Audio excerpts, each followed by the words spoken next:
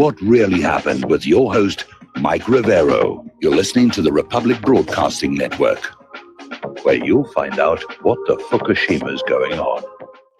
And aloha, America. Welcome back to our show today. It is Thursday, March 29th, 2018, and sure happy it's Thursday, sure happy it's Thursday, sure happy it's Thursday. A lot of stuff going on here, and first of all, I do want to apologize to everybody for taking yesterday off, but I just hit the wall. I'm running on the edge of exhaustion. I needed a day to rest, and that's what I did. I slept for most of the day except for choir practice, but we're back here today. I'm in a lot better shape, and so we're going to do the show, and we're going to have a lot of interesting discussions. The phone lines are open, 800-313-9443. Mike is in our control room, ready to answer the phone, put you on the air with your comments and questions. So let's get right on into it. We are hearing now that the Trump Department of Justice is starting to investigate the Obama FBI FISA abuses and the Steele dossier. Now, this is coming from the Inspector General, Michael Horowitz, and he's saying he's going to review potential Foreign Intelligence Service Act abuses by both the Department of Justice and the Federal Bureau of Investigation following requests from Congress and Attorney General Jeff Sessions. Now, it remains to be seen whether this is an investigation that will lead to actual prosecutions or if it will just be another, yes, people did things wrong, but we don't feel that they deserve to be punished kind of a whitewash, which seems to have been the stock and trade of both the FBI and Department of Justice, certainly with regards to Hillary Clinton. But it is, getting on the corporate media. It's getting on out there. So we'll see what's going to happen with that. Meanwhile, documents have surfaced showing possible coordination between the CIA, the FBI, the Obama White House, and Democratic officials early on in the Trump-Russia probe.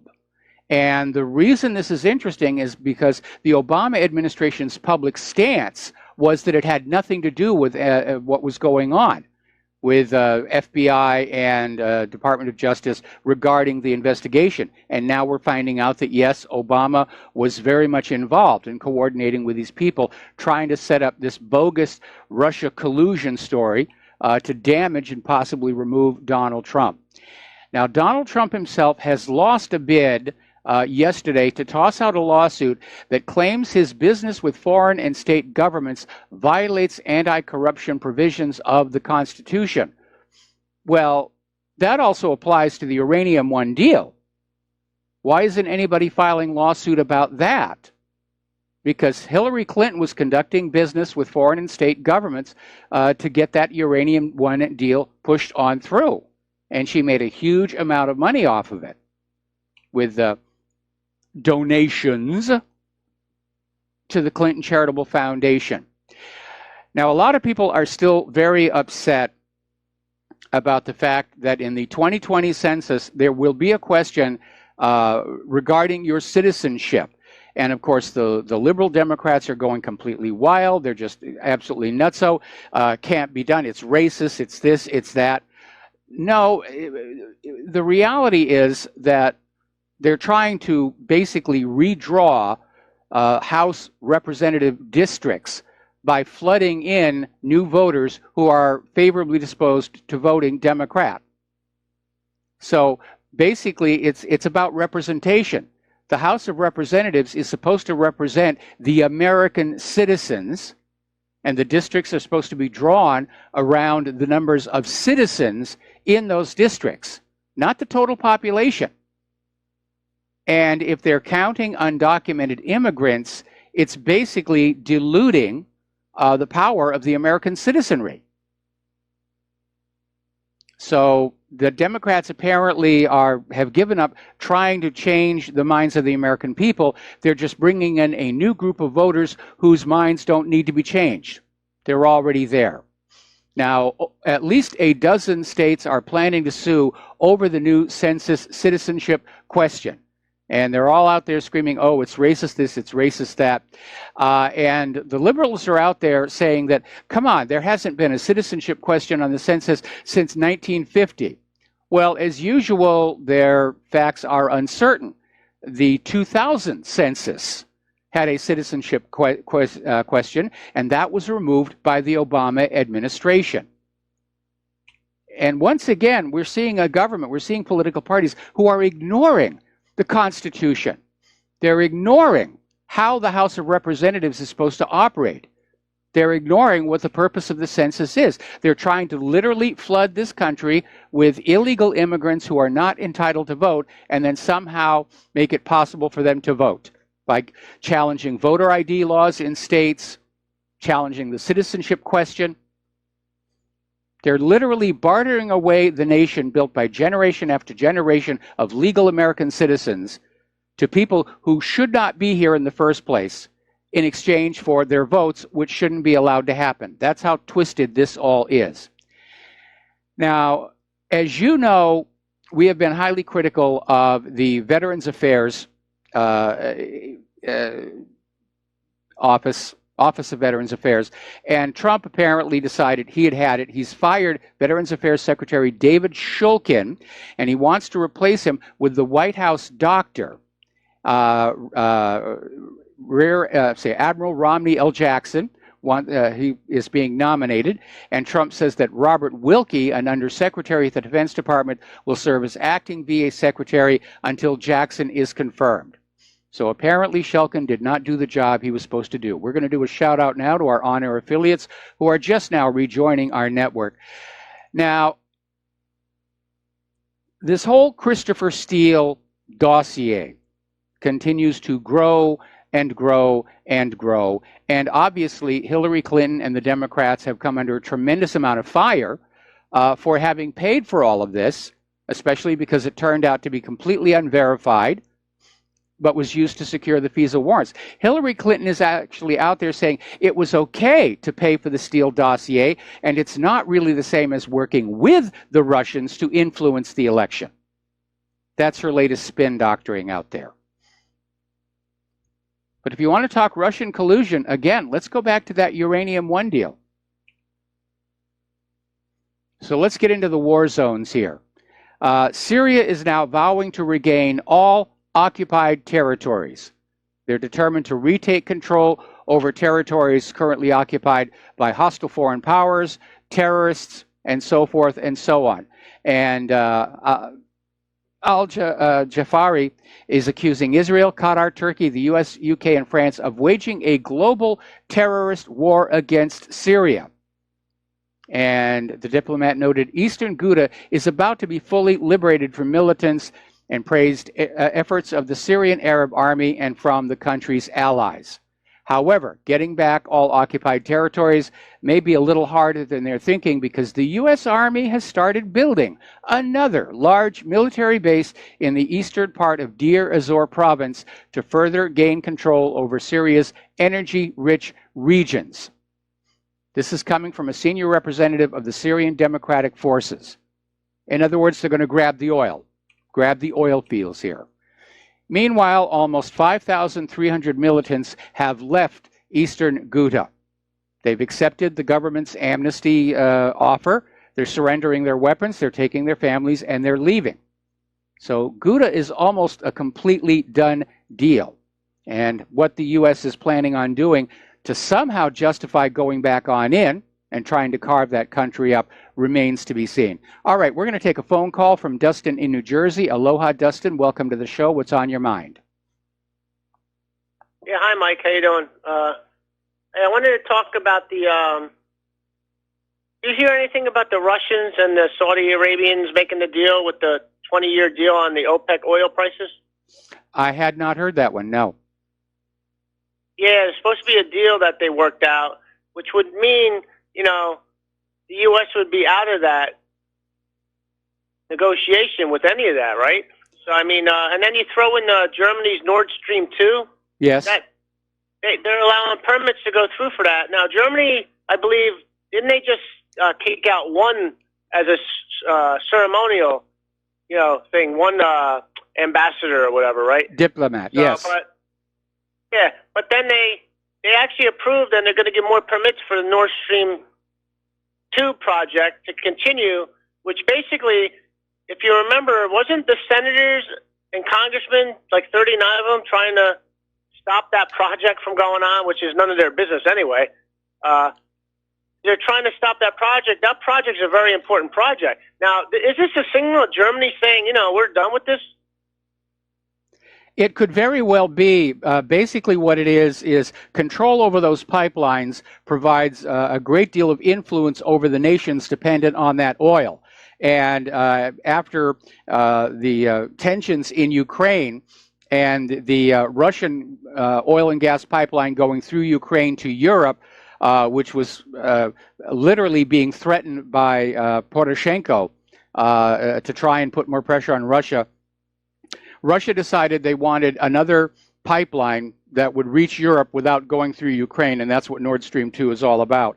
And the U.S., of course, is opposed to it because they want everybody to use the existing oil pipelines, which U.S. investors, politicians are partly invested in. And that's really what it all comes down to. If you own the pipeline, then you're getting a share of the transit fees. Those pipelines are not sitting there used for free. To send your oil through the pipeline, you have to pay a fee, and that fee goes back to the people who financed and built the pipeline. And obviously, the United States government, American investors, American politicians want oil flowing through pipelines owned, at least in part, by American companies. It makes me, it's sad though. It's like, that's capitalism. Russia's got a product and they're selling it to you, and you don't have to buy it if you don't want it, freeze. But that's capitalism. That's free market, right? I mean, but the U.S. The U.S. and certain countries like Britain, they had all this cold spell. I just don't understand their thinking. Would they rather their people? I guess they'd rather have their people freeze or fly off to Switzerland. I guess, right? Well, see, here's the problem. The Nord Stream 2 pipeline is going to be delivering oil and gas from Russia to Europe at a much lower cost than the other pipelines. And so the United States right now seems to be moving away from viewing Europe as a partner and start to see them as competition. And this is leading not only to tensions over the Nord Stream 2 pipeline, but other issues regarding trade and sanctions. And Mike, I want to switch back to the Petro Yuan. I don't want to scare anybody, but as time goes by and we still decline further and their Petro Yuan rises and our petrodollar falls because more countries are going to go to Petro Yuan just because they can either, get the yuan or they can get that put into gold, physical gold. More countries are going to do that because gold's like a safe haven. And we're going to get more desperate, Mike. Us, the British, the West, Canada, Australia, France, they're going to start getting a little more desperate. I think Germany's going to be okay, Mike, because they're actually holding up the European economy pretty much at this point, But, I just feel these people are going to do something desperate, Mike. At this point, it does seem like that's what's going on. Now, you need to understand that while buying gold and silver and precious metals is a wealth preserver, the Petro Yuan is not something that you buy to hold on to. Basically, it is simply saying you're buying oil futures denominated in the yuan, which is more and more being seen as a much more stable currency, less risky than the U.S. dollar.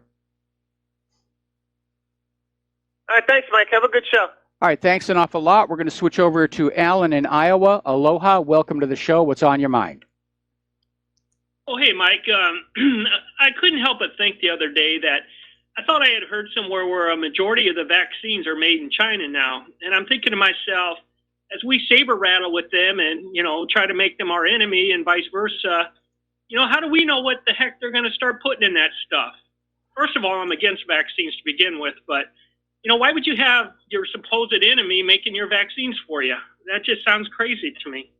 I absolutely agree with you. I don't know what percentage of vaccines are made in China. I know that China makes and exports a lot of the medications you get at your local pharmacy, and there have been problems with quality control, if not outright counterfeit medications. But you're absolutely right. If we actually ramp up hostilities against China, it becomes very, very dangerous for us to be importing those medications from that same China. because they could put something in there that ought not to be in there. Right. And thanks, Mike. Just one last thing. I just want to tell everyone that as you get your refund checked, please cut a little piece off for RBN and Mike. I am going to do that, and I want to thank you, Mike, again. Well, thank you very much for that suggestion, and we can certainly use the money. Times have never been harder than they are right now.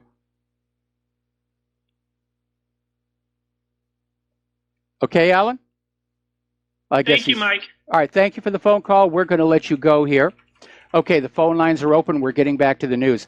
Now, getting on back to Syria, as they're cleaning out eastern Ghouta, the Syrian Arab Army has uncovered a massive tunnel network that was used to move the militants around the city without being seen. And in those tunnels, they have found a huge amount of Israeli-made weapons and ammunitions. And apparently, that's one of their major suppliers, along with the United States. So right now, the Syrian ambassador is threatening Israel. They're going to take the Golan back. It really does belong to them. It is occupied by Israel, and Israel is already selling off the oil and gas underneath it. But the Syrian ambassador is saying, once we're done taking back Syria from all these other groups, we're taking back the Golan. And obviously, Israel does not want that to happen. And that probably is one of the major reasons why Israel was supporting these terrorists and these militants to try and keep Syria paralyzed so that Israel could go on doing whatever they wanted to do with the Golan. Now, let's get on over to this kerfuffle between Great Britain and Russia because it is getting really, really out of control. Interesting little article that came out of Sputnik News called Britain's Last Hurrah to Vandalize EU-Russia Relations. And it's saying that basically international relations has deteriorated into global insanity. And the British government is trying to lead dozens of nations down this path of a Monty Python burlesque politics towards Russia. And it's not funny because this is how wars get started. Now, so far, over 100 Russian diplomats are being expelled by the United States, Canada, Australia, and European countries, some, not all, largely at the behest of the official British claims that Russia was responsible for an alleged poison attack in England earlier this month. Now, Moscow and a lot of other independent observers have pointed out that not one scrap of evidence has been presented to date by the British government to support its claim that Russian state agents carried out an assassination attempt on a former MI6 double agent and his daughter in Salisbury back on March 4th. There's nothing there. The attitude is just take our word for it. We're the government. We wouldn't lie about something that important. But Theresa May is continuing to portray this as an attack on Russian soil. Rather on British soil by Russia. And she's now threatening to retaliate with a new cyber warfare initiative. So this thing is just escalating and escalating. Russia, meanwhile, has finally responded to all of this. They have expelled 60 U.S. diplomats, and they're closing down the U.S. consulate in St. Petersburg. Sort of a tit for tat for Seattle and the other diplomats. Again, it's clearly escalating out of control here. Now, Russia is all of a sudden concerned that if this diplomatic infighting continues to escalate, that the U.S. might decide to freeze Russian assets, gold and currency reserves currently held in the USA. Because Russia is one of the many countries that does store their gold in U.S. gold depositories. And they don't want to run the risk of that all of a sudden going bye-bye. So there may be a request for repatriation there. But again, we're seeing the U.S. goad Russia, hoping to provoke a response that can be used to say, okay, we're in a war. We'll be right back with a phone call after these few words.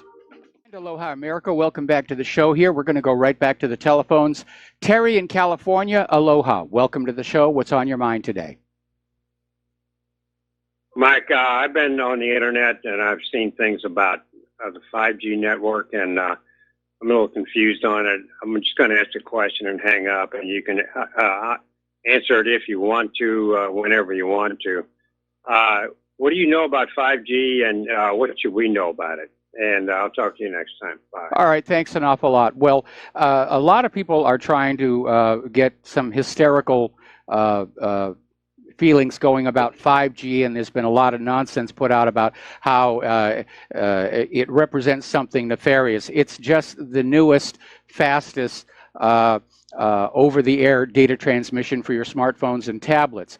The only real hazard there is the same hazard that we have from electromagnetic radiation in general.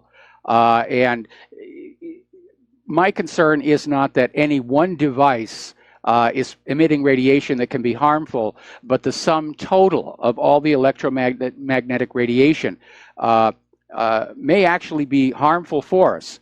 And we're talking about not just the Wi-Fi and the 4G, radio, television over-the-air signals, police radio, citizens band, ham radio, radars, all of that stuff together puts a lot of magnetic energy into the atmosphere and into your body.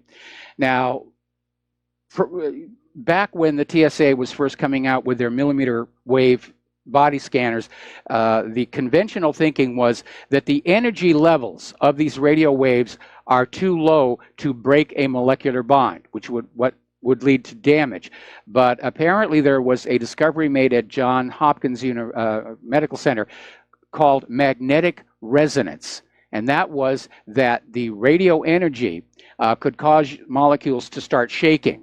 And the shaking would get worse and worse over time until finally there was enough kinetic energy to start tearing molecular bonds apart, much like how resonance destroyed the Galloping Gertie Bridge over the Tacoma Narrows in Washington State. And so there is a concern there. And we know from past history that very often technologies will get put into the marketplace without really understanding the dangers involved. Back in the 1960s, if you went into a shoe store, you would see a shoe store fluoroscope, where you would put your feet in this little box at the bottom, and you would look into this little screen that would show how well your shoes were conforming to the shape of your feet. And these were highly recommended. The Surgeon General came out with an educational film saying, yes, you should do this so that workers could be much more comfortable standing on their feet all day doing their jobs.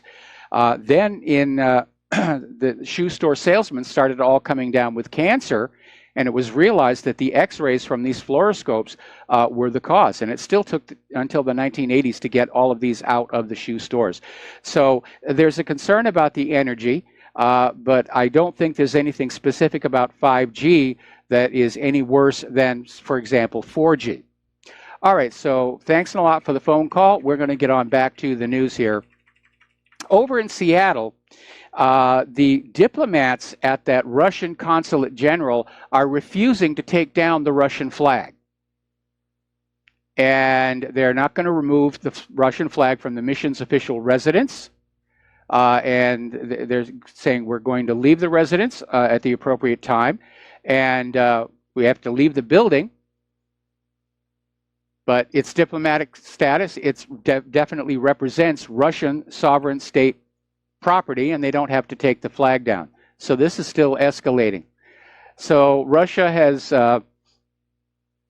struck back in a rather odd, interesting way. In addition to expelling 60 U.S. diplomats and closing the consulate in St. Petersburg, they are now banning Coca-Cola and Snickers bars off of all the Russian military bases. So this is starting to edge up to being a little silly, a little petty.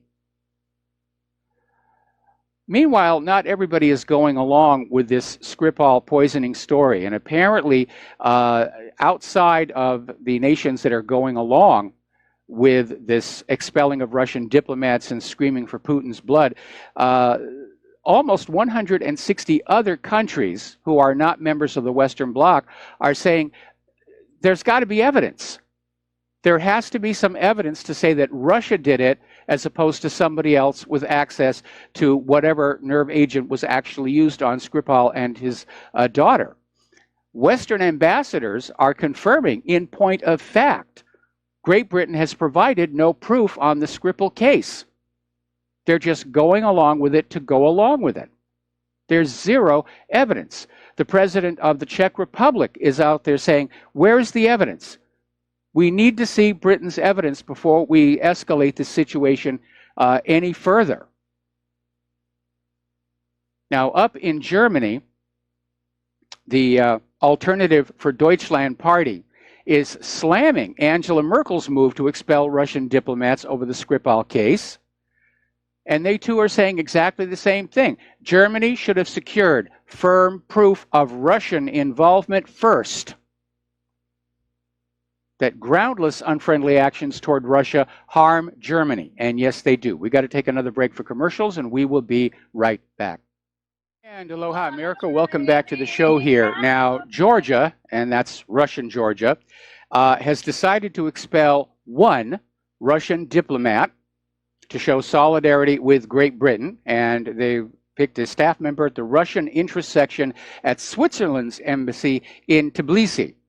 And Georgia is saying, we understand what Great Britain is saying, and we're going to kick out this one diplomat, and they've given him 7 days to leave the country here. Meanwhile, over in Slovenia, they're refusing what they call obedience to Great Britain. They're not going to kick out any Russian diplomats. They don't want to go against the Russians. Now, Slovenia is recalling its ambassador to Russia for consultations. Now, Serbia has said they will not expel Russian diplomats. This is not getting the traction Theresa May and Donald Trump hoped it would. Luxembourg is not going to expel any diplomats over the Skripal case. Meanwhile, the United States itself is finding itself in hot water up at the United Nations for expelling Russian diplomats who are accredited to the UN as opposed to the US. And the United Nations is saying the U.S. has no right to expel diplomats accredited at the UN headquarters. It's none of their business.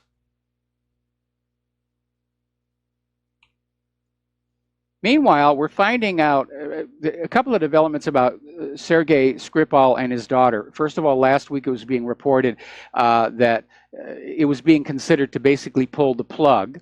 That he and the daughter are. They can't find out where they are. There's nobody being allowed to be to see them, nobody to visit them, even in the isolation booth. They just don't know where they are. And interestingly enough, that one police officer who supposedly was exposed to the nerve agent, he's doing well. He's okay. Apparently, we're having technical issues again today. Apparently, that police officer was never anywhere near Skripal and his daughter, so we don't know what's going on there. Now, originally they said Skripal was poisoned at this cafe or near this cafe, and then walked outside, sat down on a bench, and that's where he was found. Now the police are saying, after all this time, they went on over and tested his front door of his home and say, oh, there's a very high concentration of the nerve agent here. He was attacked here at his home. Now, retired French GIGN officer Paul Baril says that Litvinenko, Berezovsky, and Skripal are all CIA and MI6 false flags to blame Russia. Baril says he knows not only how Litvinenko was assassinated, but his handler, exiled tycoon Boris Berezovsky, was killed to keep him quiet. And apparently this operation's name is Beluga, and its purpose is to blame Russia and make Russia look evil. John Pilger is out there saying much the same thing. The Skripal case is a carefully constructed drama. And if you look at how quickly events transpired, Sergei and his daughter were attacked. Oh, it's got to be Russia. Oh, we're expelling diplomats, and it spreads like crazy. It clearly was orchestrated. This was all ready to go the moment this incident actually happened. Now, one thing that has come on out that I don't think anybody's appreciating right now, questions over who actually can make this Novichok. Theresa May's entire case that Russia was behind it is because that Russia some years ago was developing Novichok-like substances. but it doesn't rule out other countries doing exactly the same. And a lot of attention has focused on Porton Down, which is very, very close to where Skripal and his daughter were poisoned. And Porton Down has the capability of making this agent. It turns out the United States Pentagon has spent at least $70 million on military experiments involving tests with deadly viruses and chemical agents at Porton Down. So Porton Down is apparently developing this stuff on behalf of the United States government. Article out of FortRush.com is basically saying that the U.S. has been able to make Novichok for 20 years. And it goes by the name of A234. But apparently there was information that came on out that basically said, yes, the U.S. knows how to make this. So again, you cannot assume that Russia did it. And again, the reason you shouldn't assume that Russia did it is Putin didn't have a motive. What this Skripal did happened years ago. Putin had other things to worry about that were more immediate, his re-election and the upcoming World Cup, and trying to basically tamp down wars in several other countries. This wouldn't have been a priority for him. And again, who benefits from this? Obviously, Theresa May, she gets to scream, Russia's bad, Russia's bad, Russia's bad. Same thing with Donald Trump and everybody else on board. This is an attempt to Iraq Russia. Just like we were lied to that Saddam Hussein had nuclear weapons of mass destruction, they're trying to build a case that Russia is a chemical weapons threat, just like they tried to do in Syria. Now, as you know, a while back, Britain played a kind of a dirty trick on Russia and said, it's up to you to prove you did not do this. Now, any student of logic will tell you you cannot prove a negative. It's impossible, and it's foolish to try. Russia has come on back and thrown the situation around, saying, prove that you didn't poison Skripal, or we will consider it an attack by Britain to kill Russian citizens. So the playing field is leveled on that one. Now, a while back, there was this gentleman named Lessin, who was basically a media expert. He was Russian, was a friend of Putin, and he was found dead. And at the time, police and medical investigators concluded the injuries to Lessin were caused by a series of drunken falls. Now, all of a sudden, there's a new story out. This is over in the Mirror in Great Britain, saying that, oh, now we know that Lessin was, in fact, another Putin assassination. And who do we get that from? Christopher Steele. He's given a memo to the FBI. Now, Christopher Steele has already been discredited. His Trump dossier was completely unverifiable. It's a fiction, and yet he's still being cited as an authoritative source to go on out and bash Russia. Meanwhile, Russia's aid convoy for the Donbass area has arrived in Donetsk and Lugansk. They've brought in more than 400 tons of humanitarian supplies to Donbass residents. And the Russian Emergencies Ministry has been sending humanitarian supplies to Donbass since August 2014. A total of 74 convoys carrying 73,000 tons of humanitarian supplies have been sent there. You see the U.S. talking about humanitarian crisis. You don't see them doing anything. You see Russia doing that. Now, lately, Russia has been hit with a bunch of bizarre fires. And one of them, of course, was back on March 25th when this Winter Cherry Mall in Russia's Kemerovo was burned down. And a lot of people are saying, was it just an accident, a tragedy, or was this deliberate and a provocation? Because following that fire, there have been demonstrations outside of Putin's office calling for him to resign because he didn't prevent this from happening. That's a bit of a stretch. But apparently, there have been now 5 of these fires. An apartment block has burned in St. Petersburg. Earlier, a Hyundai car dealership was ablaze in St. Petersburg. 12-story apartment block caught fire in Chechnya. Do they have an arsonist there, or is this the beginning of a destabilization campaign? Create stress in the population. Story out of Sputnik News. Brzezinski's heritage. The West wants total partition and defeat of Russia. Well, that's pretty obvious here. The U.S. is trying to basically regime change or break up other countries that pose competition to U.S. hegemonic economic interests. And basically, this article is talking about how most of the European countries have followed the British-U.S. lead in Russophobia. And it's basically projecting what they call Atlanticist domination over Europe.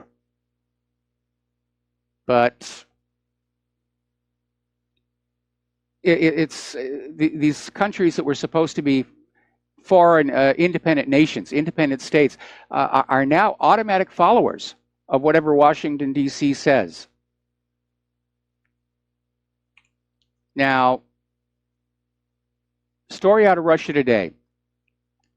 Guy named Vladimir Zhirinovsky, who is the leader of the Russian Liberal Democratic Party, came on out and said, the West seeking to avoid collapse by antagonizing Russia. Now, I have been saying all along that one of the motives for the U.S. to get into a major war is to have something to blame when the economy implodes. But according to Zhirinovsky, he's saying the motive from the European Union is to create this great enemy and hope that the fear of that enemy will keep the Eurozone united in the face of Britain getting ready to leave, all these other countries that are talking about leaving. They're starting to fight back against the open borders. And so how do you hold that country together? You have this big, horrible enemy just over the Boulder Gap. And we've all got to stay together so we can stay strong and united, which does make sense. I mean, that was the whole point of the Cold War. Keep the American people under control by having this enemy out there that was going to get them if they dared disobey the U.S. government, if they dared doubt the wisdom of the military-industrial complex. Now, down in Egypt, they just had their elections, and Sisi has won a second term with 92% of the vote, which is less than a mandate because just 40% of the people came out to vote in the first place. But the obedient U.S. puppet is still firmly in place there. Over in Korea, North and South Koreas begin high-level talks to prepare for the intra-Korean summit. Now, as you know, mid-level diplomats met over in Finland to sort of get the ball rolling. When you're going to have these meetings of heads of states, it's not like somebody just shows up and knocks on the door and says, have you got a few minutes, can you talk?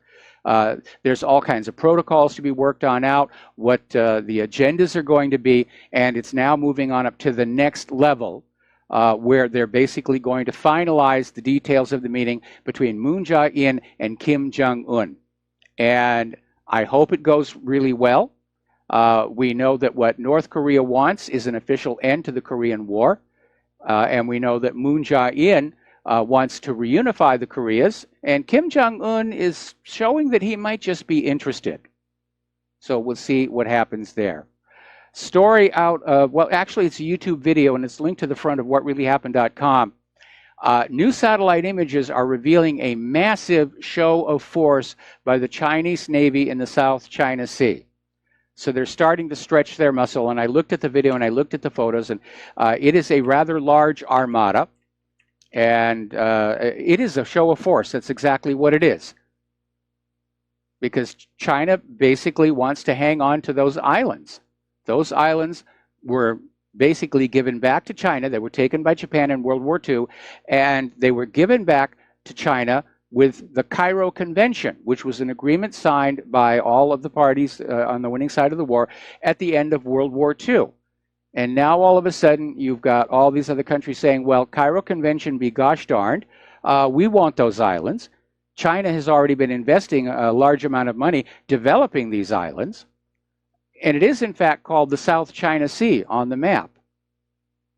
But that's an area of tension, as is, unfortunately, Taiwan.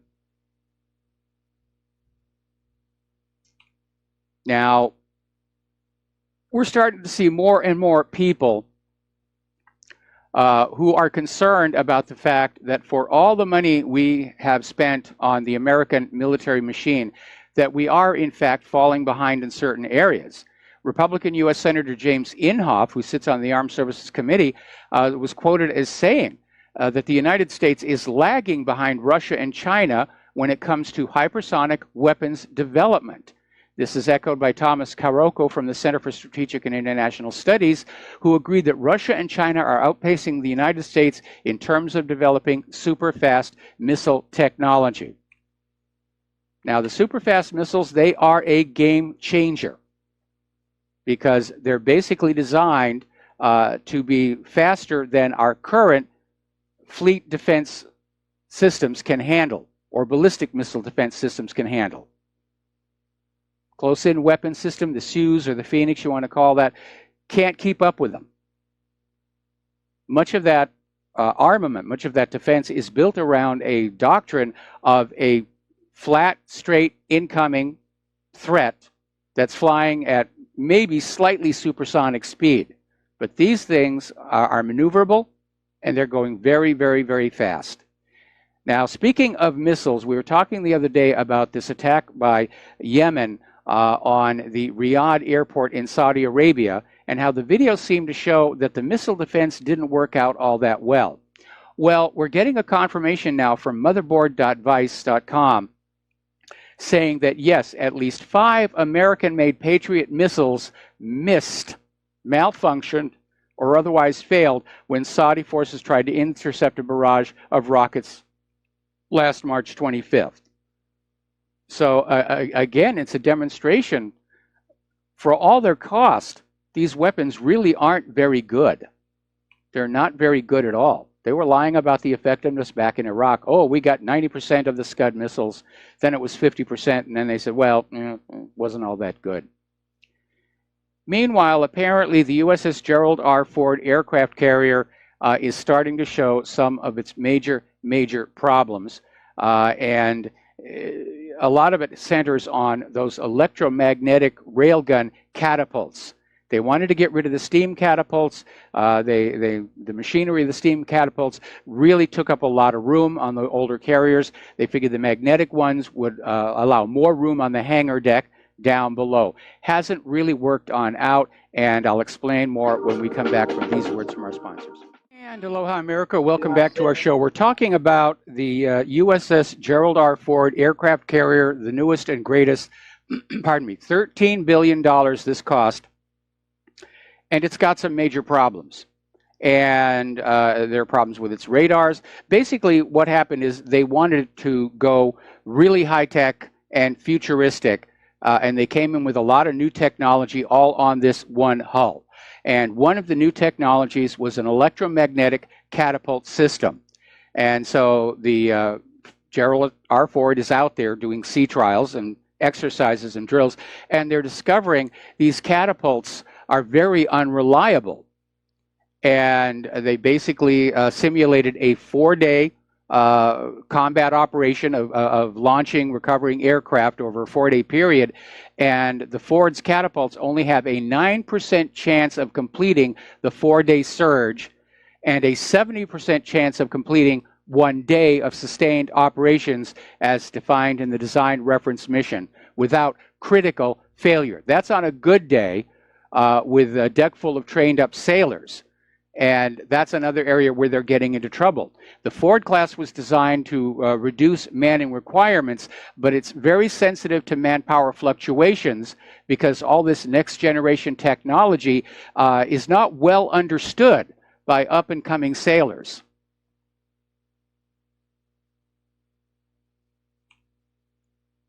Now, the Pentagon is finally admitting that billions, with a B, in U.S. funds disappeared in Afghanistan due to fraud, waste, and abuse.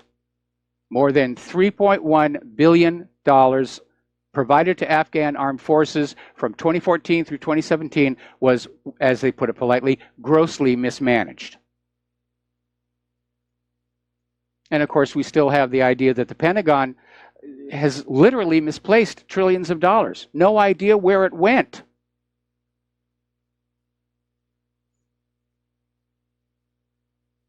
Now, there's another little interesting article. This came out of Sputnik News.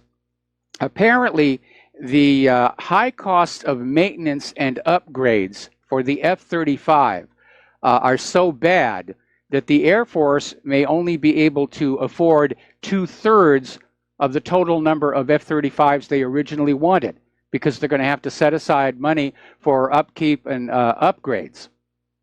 So, most expensive aircraft. Now, they finally had a real-world test. The story just came on through, where apparently Israel flew a pair of their F-35s into Iran and back out. They're claiming they were not detected on Iranian radar or Russian radar. And so the stealthy stuff does seem to work of a sort. Or Iran and Russia are just being cagey about it. Now, down in Indonesia, there was a recent big stink, a huge political scandal involving virtually the entire parliament. And parliament has now responded by passing a law that bans public criticism of politicians. We're going to take a break for station identification. We'll be back after these few words. And aloha, America. Welcome back to our show here, hour number 2. The phone lines are open, 800-313-9443. Now, as you know, this is a very religious week. Last Sunday was Palm Sunday. This coming Sunday is Easter Sunday. The Claire's choirs are very busy, obviously. Passover is coming up. And apparently over in Israel, some Palestinian Christians were having a Palm Sunday procession, and the Israeli soldiers just attacked them. And all these Palestinians were carrying were palm fronds, and they were singing hymns. And yes, some of them had Palestinian flags, and the Israeli soldiers just attacked them.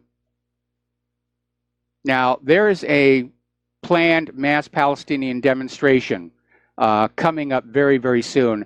And Israel is deploying 100 sharpshooters on the Gaza border ahead of those protests. Meanwhile, Israel has announced plans to demolish the entire village of al-Hiran in the southern Negev region come April. This will force 350 Palestinians into homelessness. Okay, so let's talk about the economy. They had a good day on the stock market today. One of the problems with Donald Trump's omnibus bill is it does boost borrowing, and the U.S. government is issuing $300 billion with a B in new debt this week alone. This is the largest debt issuance since the 2008 financial crisis, and that debt is a serious problem. I know there's a lot of people who are saying debt doesn't matter, all that matters is liquidity. But if we get into a trade war with China or anybody else, that debt comes back to haunt us. Now, bond auctions have been weak due to the large supply, trade war concerns. There isn't actually as much demand for U.S. bonds as there used to be. They're not considered that they're as solid as once they were. And again, if Donald Trump continues to anger China, either over Taiwan or the South China Sea, China could just dump their U.S. treasuries. There's a treasury bubble out there. And if China were to dump all of their treasuries, that bubble could burst. China, meanwhile, is warning the United States against opening a Pandora's box of a trade war. So a lot of tough talk out there, and basically China is saying we would like to recommend the United States to refrain from any actions that could harm the trade and economic relations between the two countries. Otherwise, the United States will fall into the pit it is digging for others. Unfortunately, Trump is negotiating from a position of economic weakness because of all that debt, because of the long time it's going to take to revive our manufacturing, because of that GMO agriculture that people do not want.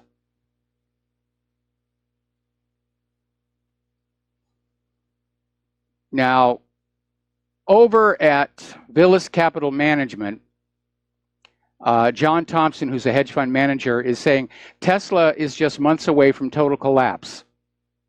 And he's basically saying the reality is companies eventually have to make a profit. And he doesn't see that happening with Tesla. All companies, when they start up, they operate at a loss for the first few years. Depending upon the product or service, it can be anywhere from a couple of years to maybe 5 years. But after that, you've got to be making money in order to pay back all the debt, pay your investors. And so far, Tesla continues to operate at a perpetual loss. Another story coming on out of Zero Hedge, as we see more and more ramping up of talk of sanctions against Iran. Story out of Zero Hedge is that Iran can actually skirt sanctions if the oil sector is pressured by a Western crackdown. And Iran could do a lot of different things to skirt tighter sanctions on the oil sector, such as sending oil to different places. See, not everybody on the planet is on board with these sanctions. The sanctions say Iran can't sell oil to the United States, but there are plenty of other people who want to buy that oil. The U.S. grip on these other countries is starting to slip. We can see that with the number of countries who refuse to go along with this ousting of Russian diplomats. We're seeing a lot of countries that are out there saying they don't want any more sanctions because it causes more harm to them than to the target. And this gets us to an article. We mentioned this in a brief, one of our phone calls earlier in the show. Why the U.S. is trying to deprive Europe of cheap Russian natural gas. And obviously, from Trump's point of view, this is part of his America First strategy. And he's seeking to weaken European countries that pose a challenge to the U.S. economy. Now, right now, much of Europe is in as much economic trouble as the United States itself is. So it's not a case of becoming economically stronger. It's a case of trying to make the other people, other countries, in more economic trouble than we are. And over at Sputnik, contributor Dmitry Lecoq was saying that from an economic point of view, the old industrialized continental Europe is now seen more as a competitor rather than as a partner. And as a result, we're seeing it already with protectionism, tariffs, and we're seeing it with an attempt to basically deprive Europe of low-cost resources to fuel its manufacturing sector. And that's a big part of the U.S. opposition to Nord Stream. We're going to do a shout-out now to our on-air affiliates who are just now rejoining our network. Meanwhile, here in the United States of America, the economy is seriously out of whack. We've been talking about how out in California, in Silicon Valley and the Bay Area, wages and salaries are stagnant, but real estate prices, even for rentals, are going right through the roof because we're back to house flipping, the same practice that led to that 2008 meltdown. And as it turns out, this economic pressure for a place to live is starting to drive people out of the city. And I'm sure probably the deterioration from all the refugees and illegal immigrants is helping it. But it's so bad that U-Haul is actually running out of trucks to rent to Bay Area residents who want to basically relocate outside the area. And yes, there's such a thing as a one-way rental, but they have to find somebody to drive the trucks back. We were talking the other day about how the latest housing trend are dormitories for middle-level workers. We're talking, you know, mid-managers, people who should be making good money, people who should be living the American dream, and instead they're being forced to share dormitories where they get their own bedroom, or maybe they share a bedroom with 2 or 4 other people, and there's a shared bathroom and a shared kitchen and a shared social area. And that's the new lifestyle. These are working professionals. We've heard stories about people who actually have full-time jobs at Google who are living in their cars because they can't afford the rents. Now, this is a very alarming story. It's coming out of governmentslaves.info. Apparently, somebody did a survey and found that 21.2% of students are using their student loans to invest in cryptocurrencies. That is incredibly dangerous. Yes, you might get lucky. Yes, you could get wiped out. You should never, ever, ever borrow to invest. That just multiplies the damage if you guess wrong.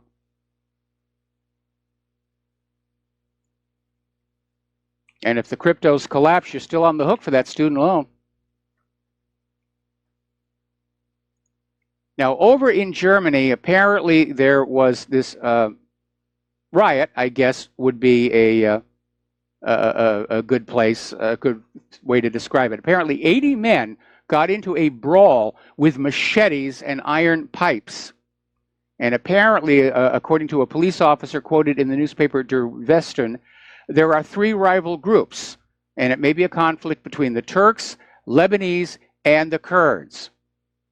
And they're saying nobody wants to talk to the police about what was going on, but they think that's what it was. So once again, we're seeing how this open borders policy is bringing the evils that we normally associate to life in the Middle East to Europe and to the United States of America. And ordinary people are against this. I'm against this.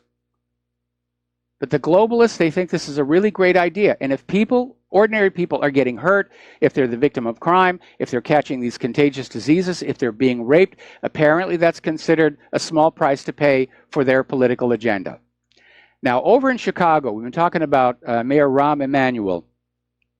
And not too long ago, he basically started issuing Chicago ID cards to illegal immigrants that would allow them to vote in the elections, even though that is against the law. Now, he wants to give drug discounts to anybody holding these Chicago ID cards. The illegals and refugees are getting a better deal from the government than the legal American citizens. All right, we're going to go ahead and take a phone call from Mike in Chicago. Aloha. Welcome to the show. What's on your mind? Oh, how you doing? Yeah, I was going to say this debt is really blowing my mind. And, you know, I think I look at that debt clock once in a while, and, you know, you would think the more this debt keeps climbing, the faster it's going to climb. I'm not sure if that would be a true statement. But evidently they just don't care about it, because I don't even think Trump really read through this budget and signed it. I mean, we're talking about $1 trillion debt. What is it? Budget now, and we have, and he thinks he's going to start a trade war to, you know, take care of the budget deficit. But we don't create anything over here but debt. Yeah, that's the problem. That's the problem. He can do tariffs and all he wants. People are going to have to pay those tariffs. But our manufacturing was 30 years in decline. Go back to that Michael Moore movie, Roger and Me, and you'll see what happened. All these factories got shut down. They're just rusted hulks now. It's going to take a long time to rebuild our industrial base. It's not going to happen overnight. And for Trump to just go on out there and start flinging tariffs all over the place, it's really not going to work, because we don't really have an alternative place to go to buy these products, because it's going to take a while for these factories to get rebuilt. And yes, there are a couple of steel mills that are being reopened that hadn't been closed for that long. But overall, for the most part, like our auto industry and everything, it's going to take a while to rebuild all that. Yeah. I don't know. The future looks crazy to me, because, you know, we have there's 8 billion people in the world, I think, you know, but, you know, we've got a lot of people, and we need jobs. And, you know, they say, that's another thing, you know, they say that the jobs numbers are great. You know, there's never been such, you know, low unemployment, you know, forever. But where are these jobs? I mean, are these $25 an hour jobs with benefits, you know, and savings plans that people can, you know, have a retirement? I think not. I don't know where these jobs are. And here's another thing: they count part time as you know, as a full time. I understand. You know, you could have 3 part-time jobs. That's 3 jobs. You know, like 1 full-time job. So. And what about the participation rate? I know that is sky high. So where where's 100 million of those people? What's going on with that? Why aren't they counted? You know Well, what I mean? they're put I don't into know. a different category. That's how they're hidden. They just shove them into this category of long-term unemployed, and they're not used to base the calculation for the unemployment rate. The new business model right now, they're calling it gig jobs, where you're just hired and fired as needed, and there's no security. There's certainly no pension. You don't qualify for health insurance. We have really descended into total fascism here. I agree. You know what? You look at all of this stuff. You look at the real estate prices, like you said, in California, and you look at how many homeless. They got 40,000. Am I correct? I'm throwing a number out there. Is there like 40,000 homeless? You know, in the I think it's 60. And, oh my gosh! I mean, are you serious? Something's going to blow up, and you got those. Everybody's trying to get out of their homes, and there's not enough rental trucks available. I mean, something's going to blow up. You know, if it ever blows up, I know you're going to hate me for saying this, but I really wish we would go to some kind of an electronic token type of money system, and that would not allow them to just spend and create debt on promises, right? You know what I mean? There wouldn't be any more promises. Our dollar has nothing backing it up but the confidence, in us. And I frankly, Mike, I don't see any confidence at all going on. Do you? No, I don't. I absolutely do not. And it doesn't matter what form the money takes, whether it's ink and paper or whether it's coins or anything. The government can just borrow from other countries, other investors. They can sell bonds, and they can still run up the debt. But the biggest debt mill of all is that Federal Reserve, because every bit of currency floating around in the United States, every Federal Reserve note anywhere in the world is accruing interest to the Federal Reserve just by sitting in your pocket, just by changing hands, just by going to the person selling you the ice cream cone. It is accruing interest to the Federal Reserve, and that's why our total debt is so totally out of control, because the debt by design is always larger than the available money supply, and that makes it impossible to pay off. Exactly, and like I say, something. Don't you feel like something's gonna? Well, maybe they. And then we were talking about maybe they need a war.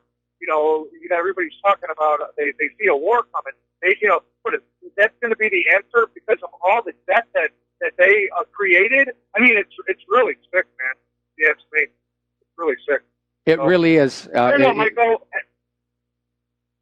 Have a good Friday, and love your show. And God bless everybody, and I hope they have a good Easter Sunday, okay? All right. Thank you very much for that one. We're going to switch over to Joe on Maui. Aloha, Joe. Welcome to the show. What's on your mind? First-time caller. I've never called your station, but I listen to you every day religiously. I got to tell you, when I first started listening to you, I thought, I like what he says. He's so smart, but I don't agree with everything. I don't believe in that 9/11 thing. I don't believe in this. But I got to honestly tell you, Mike, I had to call you to tell you this. By listening to the airline stewardesses, the airline pilots, the engineers, you hit it right on the nail. And all the stuff that you say, I got to tell you, it's a little intimidating, and it's actually scary for me. It's hard for me. I have to just live my life, be happy, and just because it's too much for my little brain to absorb all the crap that we're dealing with right now. It is overwhelming, to say the least. Yeah, it is. It really is. And but we can't pretend ignorance and pretend it's not happening, or we're not going to make good decisions about what to do in the future. I agree with you 100%, and I have so many friends that are good Christians and good people, hardworking, family people, and I go, how can't you see this? Why you just burying your head in the sand? But Mike, I'm actually following after them lately because it's just when you see, first you think it's the swamp. Oh, we're going to drain the swamp. Okay, now you find it's the deep state. Then you see it's not the Democrats. It's the whole damn bunch of them. How is one man going to turn the whole damn thing around? And then you're talking about, like the last caller, about the war and about something's got to give. Exactly. But I can't waste every energy of my day because it just bums me out too much. And I like to be informed. That's why I listen to you as my number one favorite program. I am planning to go on your website. I'm not a computer guy. I love it when you start giving knowledge about that, even though I don't know how to use one. I'm 59 and I've resisted it all my life. So I use my cell phone and my smartphone, and I get pretty good use out of that. But the thing is, I will promise to donate some money and energy and positive stuff towards your program, because if you guys went off the air, I mean, I don't know where I could get the knowledge that you give, man. I just don't know where. Well, mahalo for that one, for the kind words and the donations. And unfortunately, I'm going to have to let you go because we got to take a break for commercials. Thank you very much. We'll be back with another phone call after these few words. Aloha, America. Welcome back to the show. We're going to go right back to the telephone lines. Lenny in California, aloha. Welcome to the show. What's on your mind? Thanks for having me, Mike. I got to the caller before me. You know, I just want to tell him, you know, go ahead and pop the red pill, man. It may be hard to swallow for a minute, but you'll get past it. And the fact that you're pissed off and angry right now, hey, that's the first stage of waking up. So welcome to the party. A few of us have been here for a while. Now, you reported in a segment or two ago about Israel flying into Iran and some other territory not being detected. Yes. Okay, well, I want to test Israel's theory on that. All right, fly back into Syria and see if you won't get detected. You got shot down by a 60-year-old missile system the last time you did it. Well, we're talking different aircraft.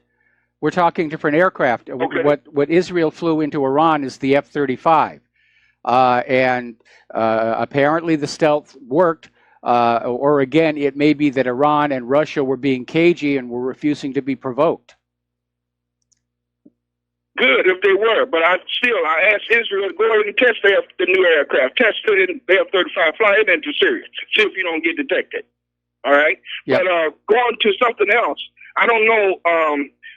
Are you aware that Trump has announced that they're going to be getting out of Syria real soon? There's an article on Zero Hedge saying that he stated that just today. Really? No, I hadn't seen that one yet. I'm going to have to look for that one. Yeah, he stated it. It's on Sputnik, it's on Zero Hedge, and I saw it on a couple of other sites, but he stated that just today. They said it was kind of weird how he stated it, but he said that we're going to let someone else handle that. That's no longer our problem. So yeah, I'm looking at it now. Wow, that's rather dramatic. I mean, it had in recent weeks been looking like they were getting ready to escalate the situation. But again, this may go back to his meeting with Netanyahu, where Netanyahu said Iran is the priority. Could be. Speaking of Iran, this is right into the right segue here. Did you see the photograph when President Xi of China and Kim Jong-un met, and then someone snapped a still photo? There was an Iranian general standing in the background. I hadn't seen that one. By chance, come across that photo. Okay, I'll see if I can send it to you.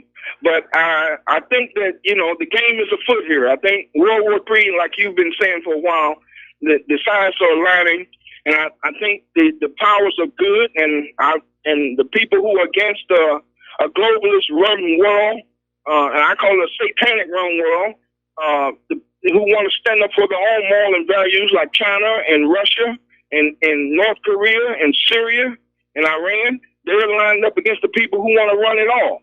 Okay, so, but I was trying to send you that photo to show you that the Iranian general was also at that meeting, was standing in the background. Yeah, I would like to see that. That's an interesting development. Okay, have a good day, sir. All right, thanks an awful lot. And we're going to switch over to Milton in Pennsylvania. And Milton, I may have to take you to the commercial break. So what's on your mind today? Okay, Michael, 2 calls ago, that gentleman, I can relate the way he feels.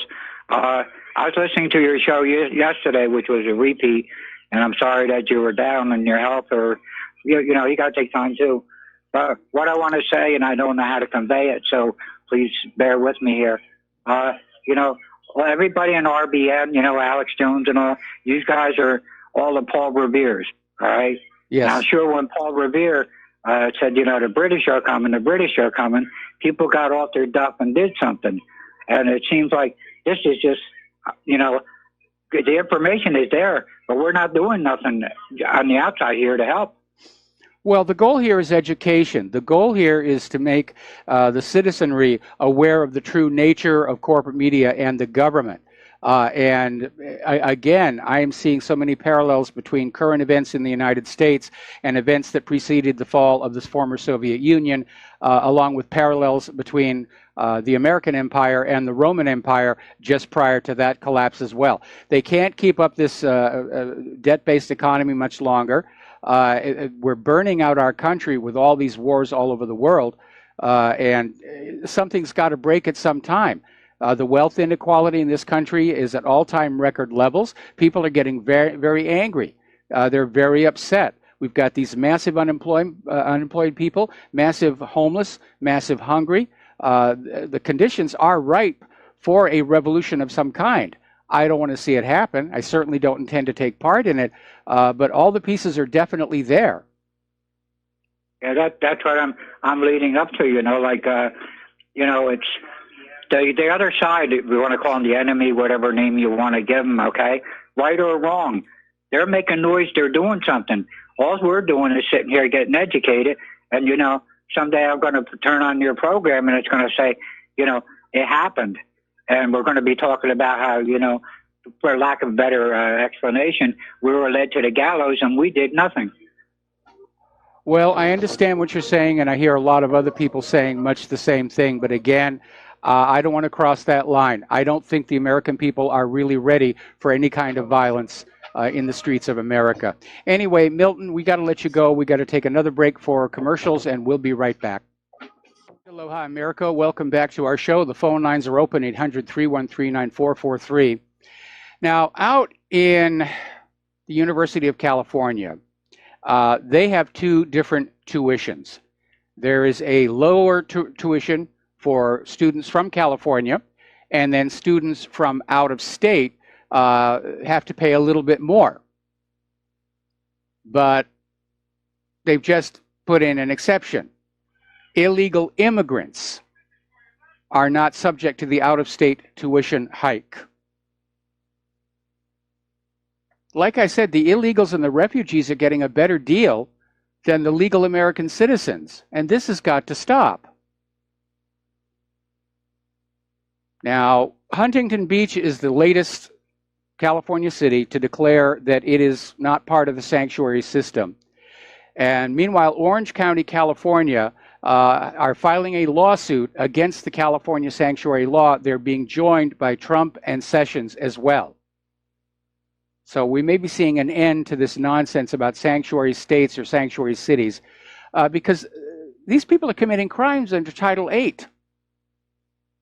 And as we talked about earlier in the show about the demographics, rather than try and convince the people to change their mind from conservatism to liberalism, they're just bringing in as many people as they can who are already predisposed to vote Democratic. And the Democratic leadership has already admitted this. They're stealing our country out from under us right in front of our very eyes. Now, over in Great Britain, in the Home Office, they have this database that tracks 600,000 foreign visitors. When you go through the customs and you get checked out, you just get your passport stamped, goes into the computer, they keep track of it. But apparently, something went wrong, and they lost a whole bunch of that data. 600,000 foreign visitors, the details just vanished, and that found that there were no departure records for 88,000 non-EU visa nationals with Aiea identities, nor for 513,000 identified non-visa nationals. Okay. Just getting a tsunami warning in here. Now, as you know, during the March for Our Lives in Washington, D.C., one of the chants they kept saying was, enough is enough.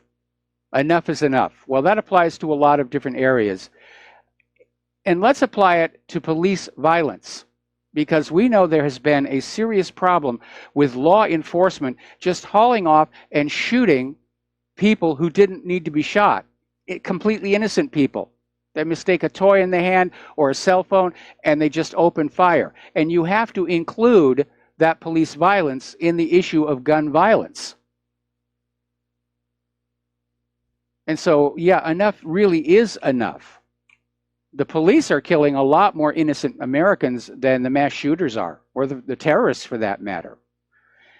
Now, the March for Our Lives and this gun grabber campaign has, as usual, backfired. Gun sales are up. Donations to the National Rifle Association tripled after the Parkland shooting. I guess everybody figured on out it was another false flag here. Meanwhile, little quick postscript on this. Apparently over in Oklahoma, a 23-year-old man defended himself from 3 home intruders with an AR-15 rifle. All right, let's take some phone calls. Roxanne in Texas, aloha. Welcome to the show. What's on your mind? Hi. Have you heard of the SES, the Senior Executive Services? Yes, we've had quite a few people call in with that lately. Okay, because that's where Trump and the whole administration's being blocked, because there's 8,000 of these people. They're in 75 agencies. Obama put in 7,000 of them. Oh, and they're just below presidential appointees.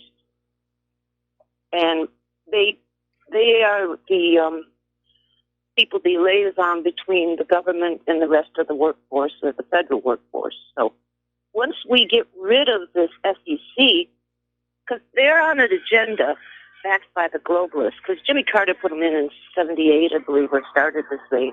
And that's where your Iran, Iwan types come from. Yes. And they get like very high salaries over the G5, GS-15. So they can get a few million over time. But that's who we have to abolish. And then I think things would look like they're not incompetent. And that's it. Thank you. Have a good day. All right, well, you're welcome, Roxanne. And yeah, the bureaucracy is quite powerful. John F. Kennedy found that out the hard way himself when he tried to break up the Central Intelligence Agency. The fact of the matter is that our government is factionalized between all these different layers. You've got Department of Justice thinking they should be in charge, CIA thinking they should be in charge, SES thinking they're the bureaucrats, they really know what's going on, and politicians just come and go. So as a result, there's a lot of confusion and a lot of inertia. And yes, that's one of the major reasons why things aren't changing and things aren't getting done, because of that huge bureaucratic inertia. And it is a problem. All right, another phone call. Kevin in West Virginia, aloha. Welcome to the show. What's on your mind? Hey, Mr. Mike. He was talking about schools a little bit ago. Where I go to school up in Hagerstown, Maryland, it's Hagerstown Community College. The undocumented citizens, that's my favorite term, by the way, undocumented citizens, what a load. They do not pay in-state or out-of-state tuition. They get a free ride. Oh, man. And you look at all these legal American citizens' kids who are having to take out these usurious student loans to get an education. Yep. I mean, and here, I've called in before and told you, I'm blind. I can't even get a scholarship for the disabled because undocumented citizens, like I said, that's my favorite. They get, more benefits, more everything, and people wonder, not only is it a run on the education system, but it's almost better to go across the border and come back illegal. Like, I'm not promoting that, but that's kind of what it seems like. No, I've heard a lot of people joking about that. Yeah, and how difficult it is to renew a driver's license in Hawaii right now. I almost feel like, again, going down to Mexico and walking across the border and speaking Spanish, because Arizona and California, they're just giving these illegals driver's licenses. They don't have to go through the hoops the legal American citizens do, which completely undermines the whole point of the Real ID system in the first place, where the Real ID is supposed to identify the legal American citizens via their driver's licenses. Yeah, absolutely. And I wanted to comment on the whole this whole gun grabbing thing. Man, I find it funny as throughout the week progresses. I almost compare it to whenever the Death Star, through Star Wars, was getting ready to fire, and they had to uncloak, to fire. I've heard people say Trump's, playing them like a fiddle in 4D chess. I'm starting to buy into that, but there's a part of me that's like, no, this man ain't that smart. I mean, I think he's smart, but a part of me's like, no, this isn't some 4D chess being played here. But if it is, he did get them to come out and say what their agenda was, which was to come and get the guns. And then you have the, I can't think of the senator's name up in New York. Starts with a C, I think. Come out and say, no, we've never said that we want to take the firearms. Now, all week long they've been saying it, and now they reverse what they're saying in 24 hours. Like, that blows my mind. Well, they made a real hard push for the gun grab. It failed miserably. It stimulates gun sales. Now, of course, some of them are out there saying it's not really about the guns. They want to repeal the Second Amendment. And that, of course, is going to be extraordinarily difficult. It has to pass Congress. The president has to sign it. And here's the tricky part. 3/4 of the states must ratify it. Yep. And I think Trump came out yesterday, didn't he, and say, I'm never going to repeal the Second Amendment. That's not happening. I mean, Concord and Lexington, that's what we were built on. Yes. Do people not remember history? It's utter insanity. I mean, like I told you, the school I go to, Hagerstown, it's a very liberal arts college. I mean, and to have a conversation with people, you walk up to someone and try to talk to them, they get like the deer in the headlights and have no idea what to say back to you. Or what you hear is racist, xenophobic, bigot, and I forget what the other one that they speak, or say, but that's all you ever hear. I mean, it's like, you walk up to a pretty girl and try to say hi, and they act like it's the end of the world, that you're sexually harassing them, and all you're saying is, hey, I just think you're a beautiful lady, and they can't even really accept that. This is what this world's coming to. It's utter insanity. It really is. And I think a lot of that insanity, especially on the liberal side, is being driven by the social pressure that we're all feeling right now. We're all aware that things are going horribly wrong in this country, but people don't want to turn around and say bad things to their superiors, so they look for some other place to vent their emotions and their doubts and their frustrations. And some of it can get kind of silly out there. But I see these all as symptoms of an impending collapse. I agree with you. Well, you give Miss Claire the best, and I hope you have a wonderful day and have a great rest of the show. All right. Thank you very much. We're going to let you go. The phone lines are open again, 800-313-9443. Getting on back to the gun grabbers here and the gun phobia. Apparently, there's this high school student, Zach Cascendento. He's a senior at Amity High Regional School, was suspended and arrested as a juvenile after he posted a picture of a toy gun on Snapchat. Now, that, I think, is really extreme. They're trying to scare kids away from even looking at guns or thinking about guns, which is going to be hard to do with all the movies and video games that are out there. But again, I remember when I was in grade school, gun safety was taught. There were shooting clubs in the school. The military surplus rifles were donated so we could all be taught the proper way to handle a gun safely. And we would take our guns to school. We'd leave them in the cloakroom because on the way home from school in the afternoon, we'd be varminting out the gardens. And that was normal life. We didn't have any mass shootings. And today, it's just so completely different. I don't recognize the place anymore. Let's take another phone call. Bob in Colorado. Aloha. Welcome to the show. What's on your mind?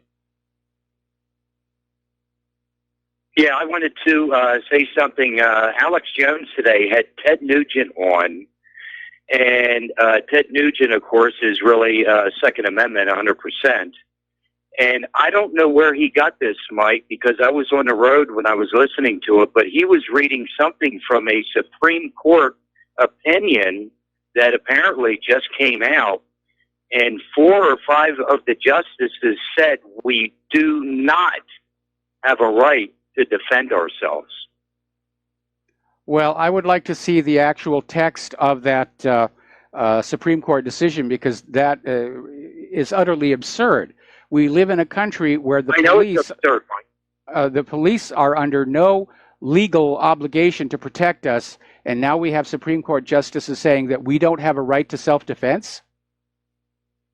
Well, I don't know if I know you do take bits and pieces from his show, and I heard that, and I have not had a chance to listen to it again, but he actually read it verbatim, and I don't know when the decision was made, but apparently it was pretty recent, and of course Ted Nugent's trying to get everybody to get together, understand they are coming after our guns, period. There is no ifs, ands, or buts about it. So, I need to find that one. I definitely need to find that one. All right. Well, I thought you would find that interesting, Mike, because I know you've got so much on your mind. So, everybody who calls in with a little bit of information hopefully helps out, and everybody can research it. So you have a blessed evening, and talk to you soon. All right. Thanks an awful lot for the call, Bob. We're going to let you go. The lines are open again. That really upsets me. I mean, we've gone down this whole situation about police having no real legal obligation to protect you from violent crime. And now, apparently, we have Supreme Court justices saying that the American people don't really have a right to protect themselves. They're turning us into fodder for the criminals. They basically want a society where criminals can run rampant without any restrictions whatsoever. Okay. Now, getting on back to David Hogg, who's had his 15 minutes of fame on TV trying to rally the American people to surrender their weapons and failing miserably at it. But he's back already. I guess he's gotten addicted to media fame. And he's launching a new crusade. And basically his latest idea is he's opposed to voter ID. And saying that voter ID suppresses the vote of people of color and minorities and the poor. Well, that's utterly ridiculous. We've heard that argument before because people of color and the poor, they have driver's licenses. There's no discrimination there. You go down to the DMV, you can get a driver's license as long as you're able to drive and pay the necessary fees. But the Democrats are desperate to have an election where illegal immigrants are being allowed to vote. And it basically tells us what the Democrats are willing to do to stay in power. And more than that, it does tell us that it's no accident David Hogg was first on the TV news about a shooting in California, then he was at Parkland, and now he's out there with his new crusade. He's a media personality now. Now, here's an interesting little story, and it has to do with what has been called helicopter parenting. Now, when I was a kid, again, we walked to school, walked back, carrying our gun. When we were out playing, we could go wandering through the woods and just do whatever we wanted. And over time, more and more states have started saying, this is neglect. When you let your children play in your yard and you're not supervising them, that's neglect, and we're going to send the Child Protective Services after you. And it got really, really oppressive where children were just being kept inside the house and not allowed to go out because the parents had things to do. Well, some common sense has finally broken through, and I'll share it with you after these words from our sponsors. Aloha, America. Welcome back to our show. And we're talking about helicopter parenting. That over the last couple of decades, we've seen all of these more intrusive laws being put on families, where allowing children to play in your own yard without supervision is considered neglect, and you can get a visit from Child Protective Services. And it really got to be very oppressive. Kids were being kept inside the house by parents who had to do things and couldn't be outside to supervise them. Well, over in Utah, the governor just signed what they call the free-range parenting bill. and it amends the definition of neglect. It goes into effect in May, and it's said to be a first of its kind law in the United States. And it basically says kids need freedom to explore the world, to discover things on their own, and it helps them learn the problem-solving skills and self-reliance they're going to need to be successful as adults. And they do that through independent play and independent exploration. And it certainly worked for my generation. So finally, a little bit of common sense. Before we take this next phone call, I got a clarification on this claim by Ted Nugent that 4 Supreme Court justices said that we don't have a right to self-defense. That's not exactly what happened. The case is specifically the 2008 Heller case, which struck down D.C.'s handgun ownership ban. And there were 2 dissenting opinions, which basically said that the common law right of self-defense was never enshrined in the Constitution. So the judge was acknowledging there's a common law right to self-defense, but it may not necessarily be constitutional. Again, one of the other judges said basically the same thing. It all came down to self-defense isn't protected by the Constitution, but self-defense is such a natural right, it doesn't need to be. So it's not exactly the way that Ted Nugent was portraying it. All right, let's take a phone call. Jeff in Georgia, aloha. Welcome to the show. What's on your mind? Michael, aloha. As always, great show. Michael, the world is $100 trillion in debt. I've told you this in a previous call. We're $25 trillion in debt when you include the state and local. Do you believe that when the government borrows money, that it is due to fraudulent fractional banking, that the bonds are bought by these mega banks and financial institutions through fractional banking? If they have $1 billion, they've got $10 billion in loaning power. They're buying the debt fraudulently. Do you believe that? It does seem to be a very real possibility. I know that when the Federal Reserve was established, the founders of the Federal Reserve simply created the money to borrow to buy a controlling interest in it. And so, yeah, there's a lot of shenanigans going on. Hey, Michael, 100 years ago, there's very good evidence that when the Federal Reserve was signed into law, that it was done through a very it was not an honest way it was done, because the 7 people that actually formed the ideal for the Federal Reserve did so in secret. Okay, Jeff.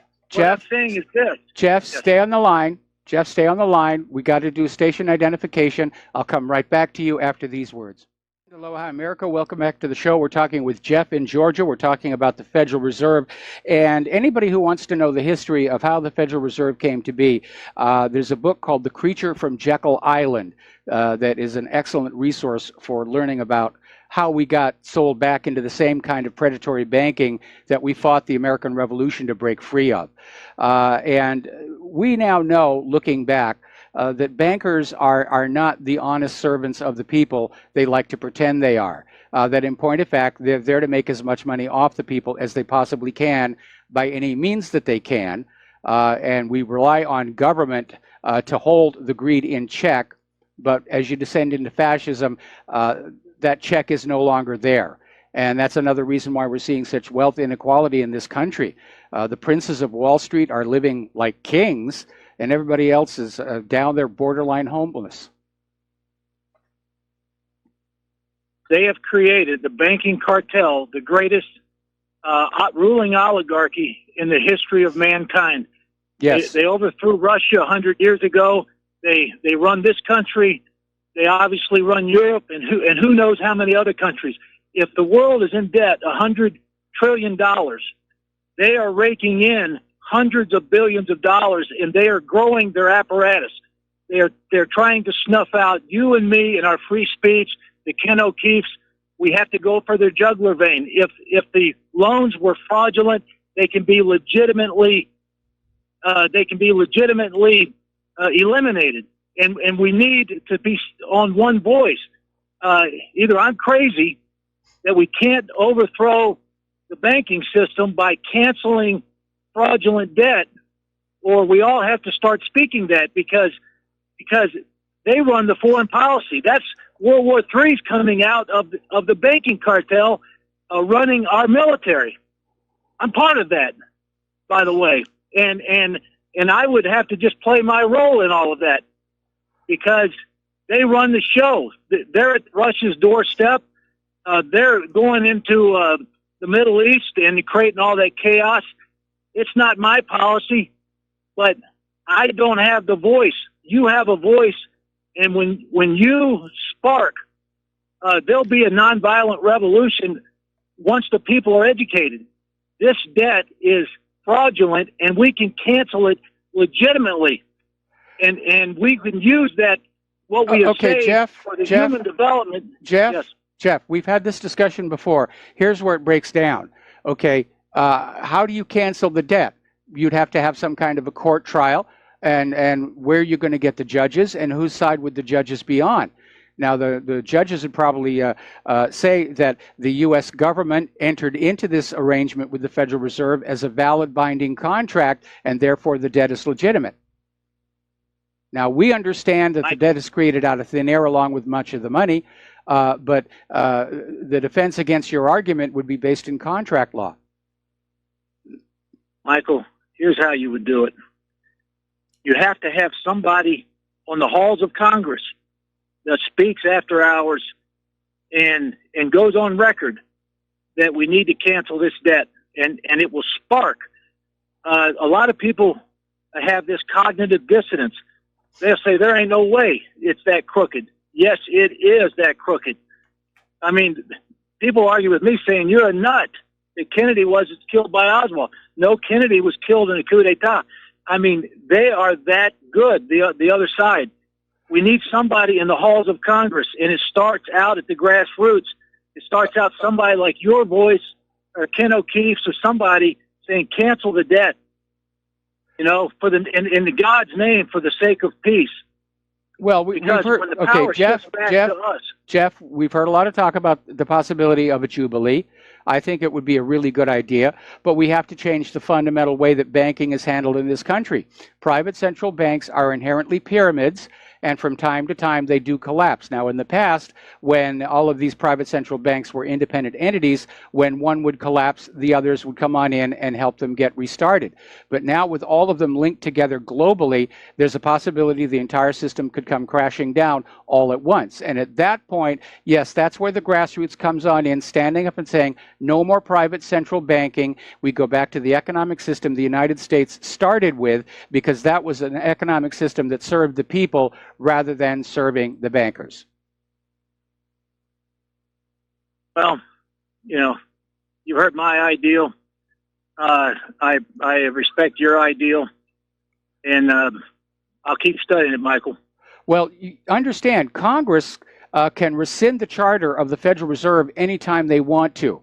But because they are receiving such generous contributions from financial institutions, along with the fact that their stock portfolios are loaded up with all of these Wall Street and banking stocks, no, they're not going to vote against their own wallet. They never have.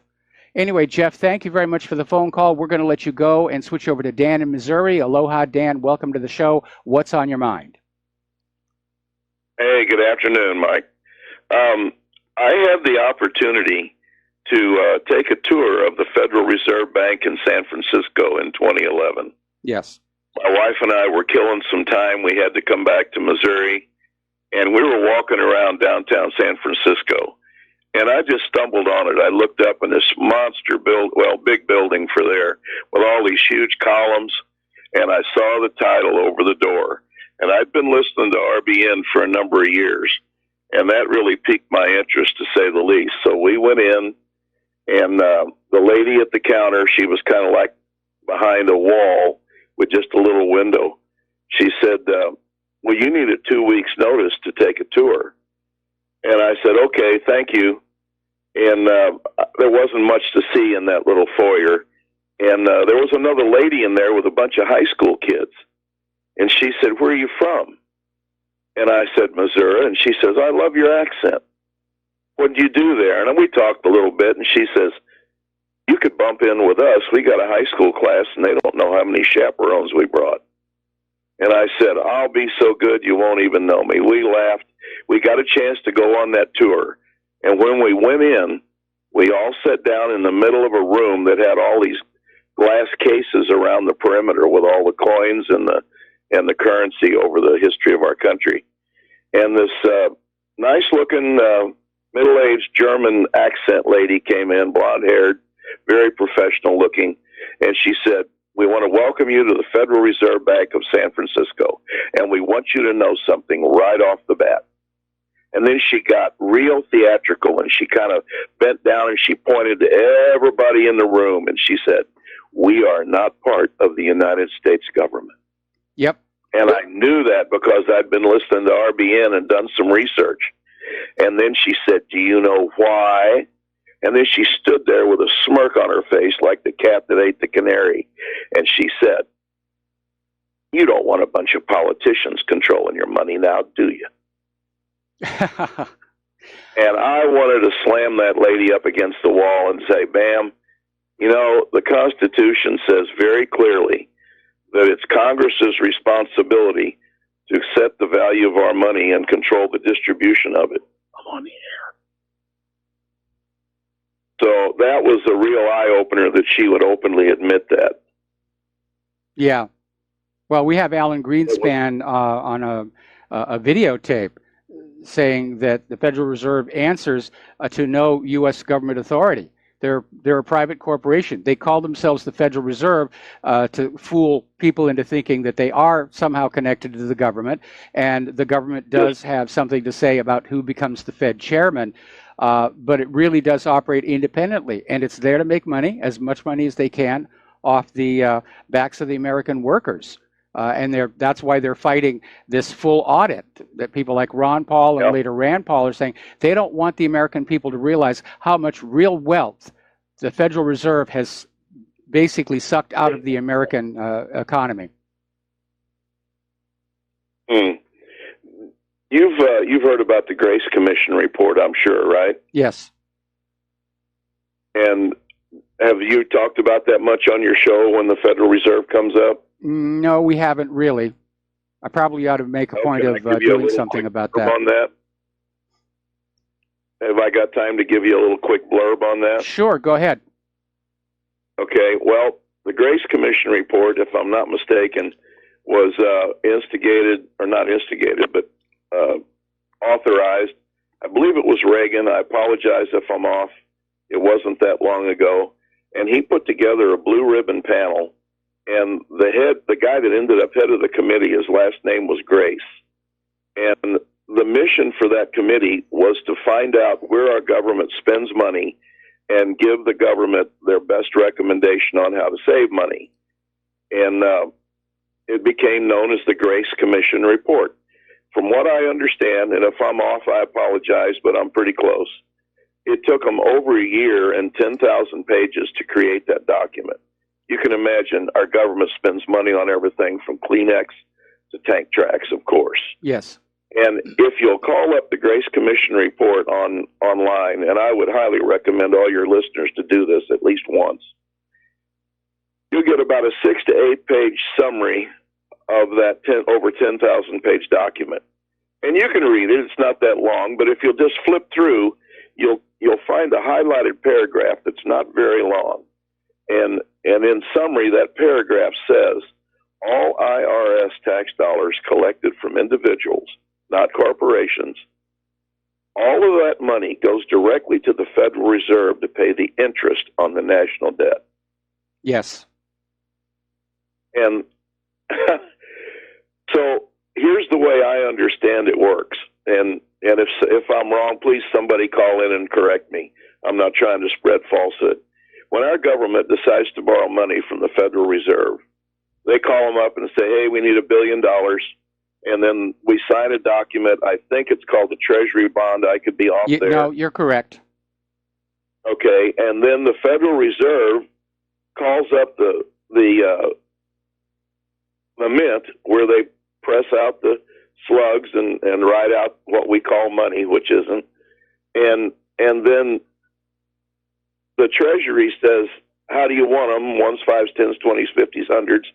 And the Federal Reserve tells them, and then the Federal Reserve takes possession of those bills for the cost of printing. Yes. And before we started with the new big president, off center stripes and all that stuff, but before they were altered, it cost less than a nickel a bill, whether it was a 1 or 100, because you have to remember it's just paper and ink. It's good paper and good ink because it's really not paper, it's fabric. But that's all it is. So my question to the world and anybody else that can explain this, why do they get the interest payment on something that they didn't even pony up for the principal? Talk about a scheme. Yep. All they paid for, have you understood that all they paid for is the cost of printing to take possession of those bills? Yeah, I was aware of that, and it gets even better because only a tiny fraction of the new money is in actual physical coins and currency. The rest is just numbers and computers, and it doesn't cost them anything to type a number into a computer. So yeah, they're just creating money out of thin air and charging us interest on it. And that's pretty much the way it happens when you go borrow money from your local bank. They don't necessarily have $10,000 there. It's an entry on a ledger, and you get to pay them interest and principal back for them entering numbers on a ledger. Is that not correct? That's pretty much the way it works, yes. For banking at the local level, from what I understand. Is that right? Yes. Well, that's where that fractional reserve system comes on in, where they only have to have so much cash and they can loan something like 8 times that as a ledger entry. And that's all it is. It's numbers in a computer. I don't know exactly, but man, that just makes you look at your local banker like, boy, I thought Al Capone died, you know? Yep, absolutely. What a con man. Well, listen, I just wanted to let everybody know, go visit your local Federal Reserve Bank in these big cities and listen to their spiel. It'd be interesting to know if they're still spreading the same manure they were back then. And Mike, I really appreciate your show. You're doing a great job. All right, Hang in there. Thanks an awful lot, Dan. We're going to let you go. We're going to do a shout out to our on-air affiliates. And before we take the next phone call, breaking story, Attorney General Jeff Sessions is refusing to appoint the second special counsel. And basically he's saying we can do the job just fine here at the Department of Justice. So I'm afraid we were right to question whether anything really is going to happen at the DOJ. All right, back to the phones here. Teresa in Alaska, aloha. Welcome to the show. What's on your mind? Hi, Mike. Yeah, I've been in and out of the house, so I missed most of the conversation. But I had a question about the Federal Reserve. Now, it was my understanding that they had a 100-year charter that ended in 2013. No, it was amended by Congress. It was amended by Congress to be open-ended. There's no expiration date. Okay, because that's what I was going to do. Because otherwise they'd be operating without a charter, so we could just shut them down. But I guess not. Okay, that was my question. All right, thank you very much, Teresa. We're going to let you go, and we're going to switch to Al in Canada. Aloha, Al. Welcome to the show. What's on your mind? Okay, I guess we lost Al. And the phone lines are open, 800-313-9443. So let's get on back to... Hello, Al, are you there? Yeah, I'm here. Okay, what's on your mind? Oh, I was wondering if you were aware that your website is down, at least in Ontario, Canada it is. It's working fine from here. Or what happened? Oh, look, now it's working. Anyway, okay, good. So you're talking about the Federal Reserve and, you know, basically legalized counterfeiting as far as the Congress is concerned. One of my favorite topics because, you know, obviously everybody gets scammed by this, and a lot of people don't even realize that, you know, the Federal Reserve doesn't even call the shots. This is all done in this is at Brussels, I guess, the Bank of International Settlements.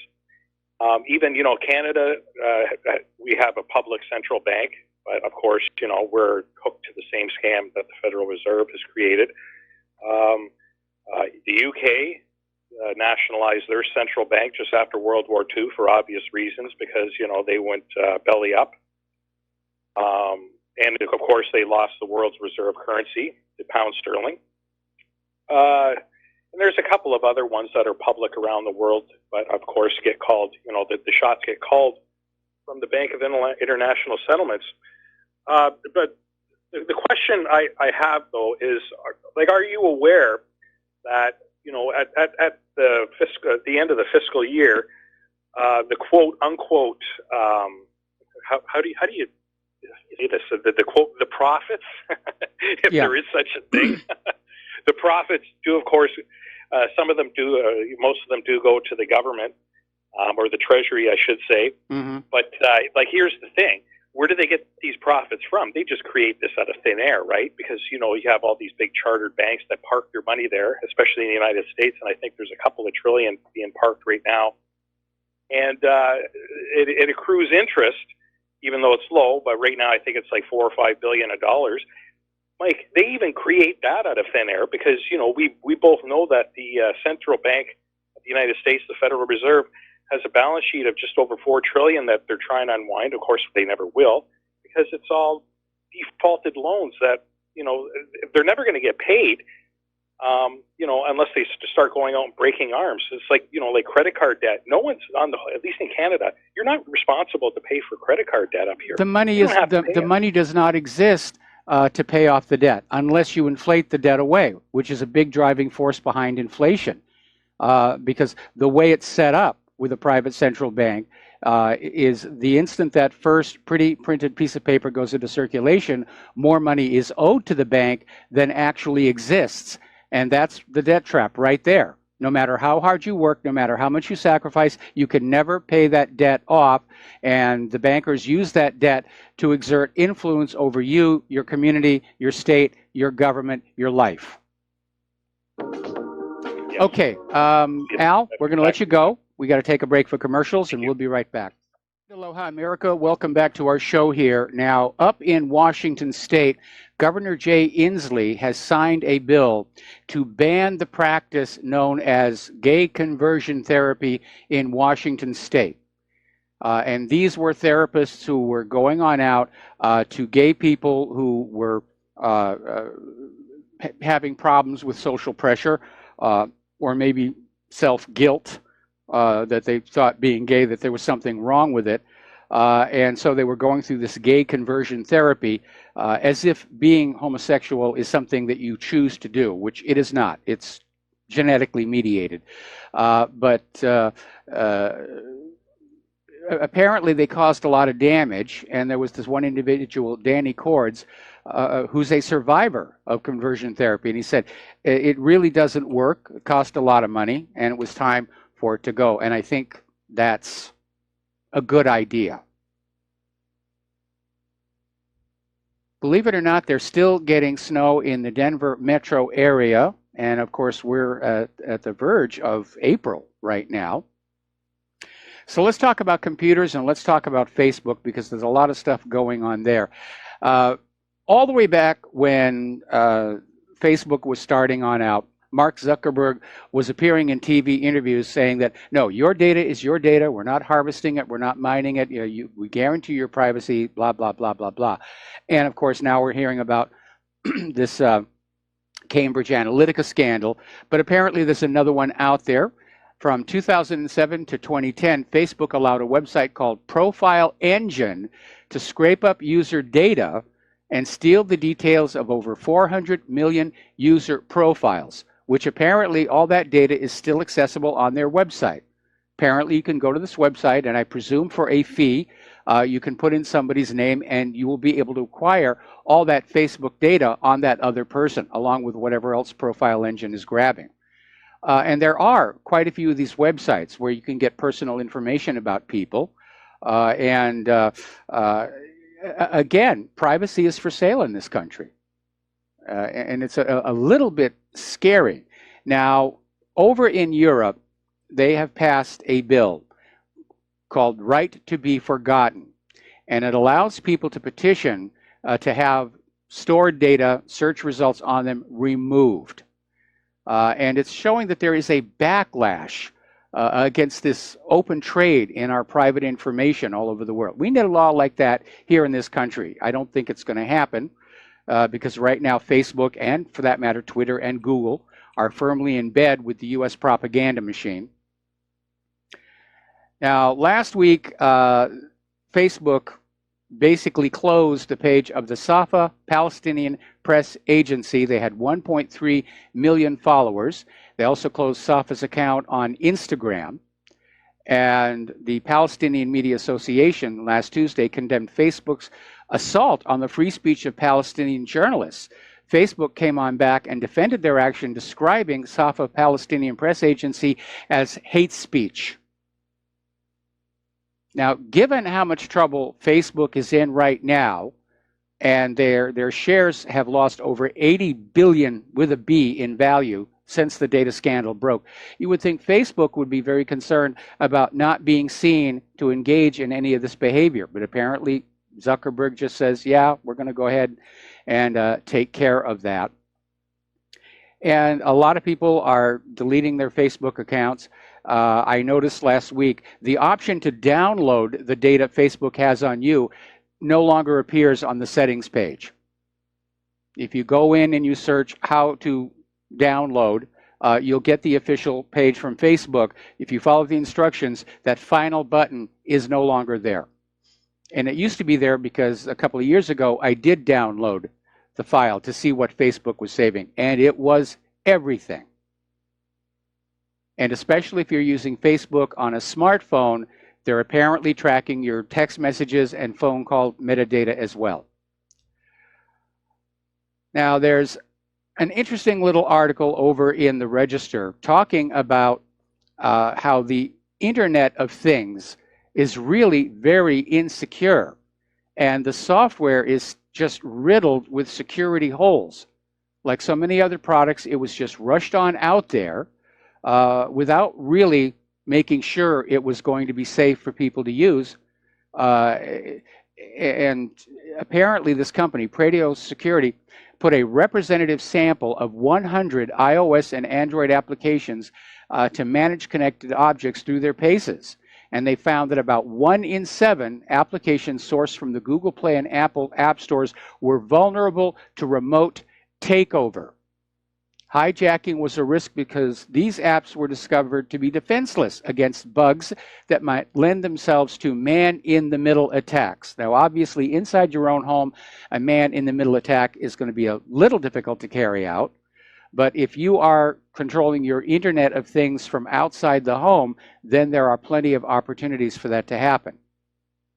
Plus, people can hack on in and see what you're doing inside your own home.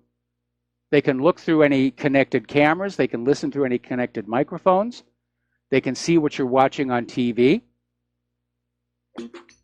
I don't want to have any of those things in my house. We're going to take a break now for commercials. We'll be right back. Join us on the air, 800-313-9443.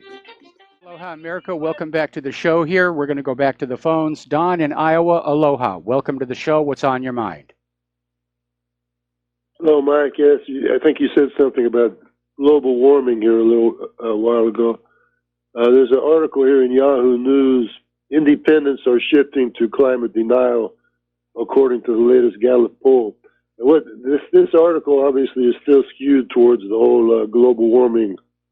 What they're implying is these people are stupid for shifting to quote climate denial. Well, they use the word denial to give it the same dark stain as like Holocaust denial. But yeah, the liberals right now, that seems to be their attack. If you don't agree with them, you're stupid. In fact, Fox News just had the co-star of the Roseanne relaunch, who was out there saying that women who support Trump just can't think for themselves.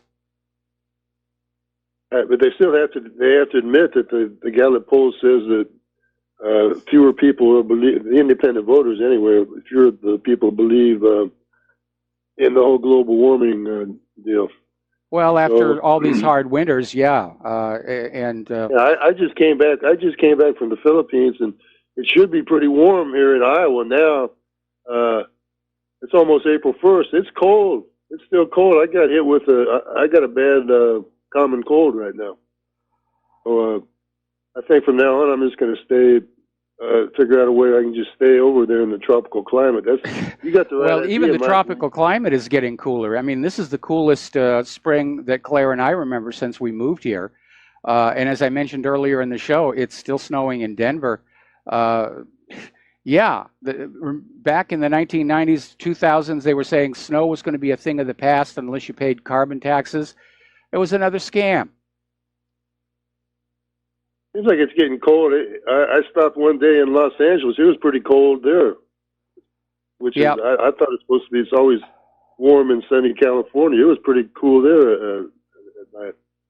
So yeah, I mean, I used to believe. I used to just go along with. I figured, well, I'm not a scientist.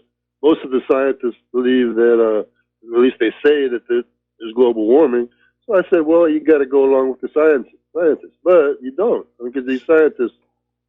Scientists make mistakes. Somebody's writing them a paycheck, and that's it. Yeah, science can be bought. Science can be politicized. Science makes mistakes. Epicycles is a good example.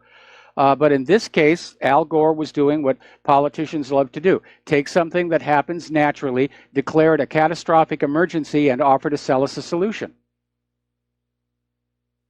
Right. Well, I pretty much swung around to where I don't believe the whole, it's hard for me to grasp. It is pretty complex the way they throw all this stuff at you about, well, this and that, the reason for the aerosol sprays and all this, and the ionosphere and all.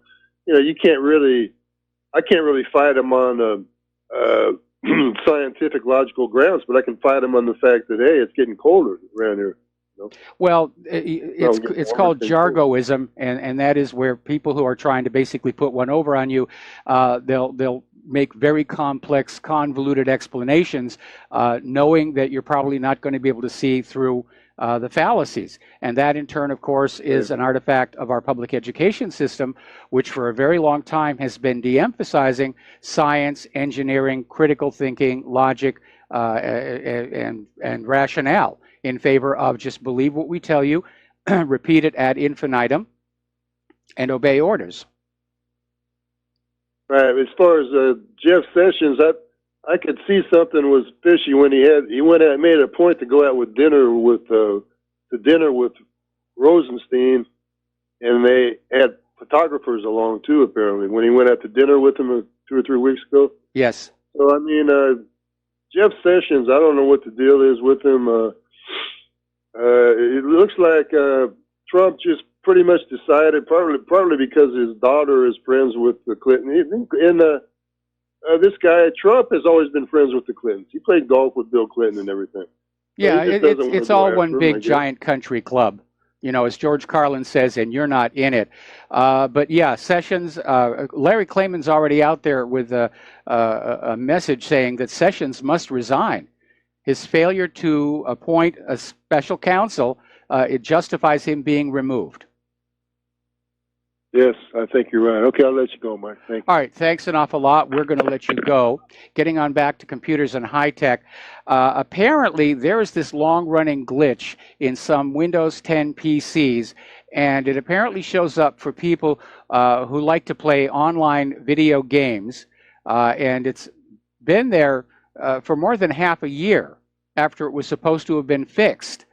And specifically, the users claim the stuttering problem showed up with a Microsoft patch, and the performance of these high video games at high frame rates has gone down.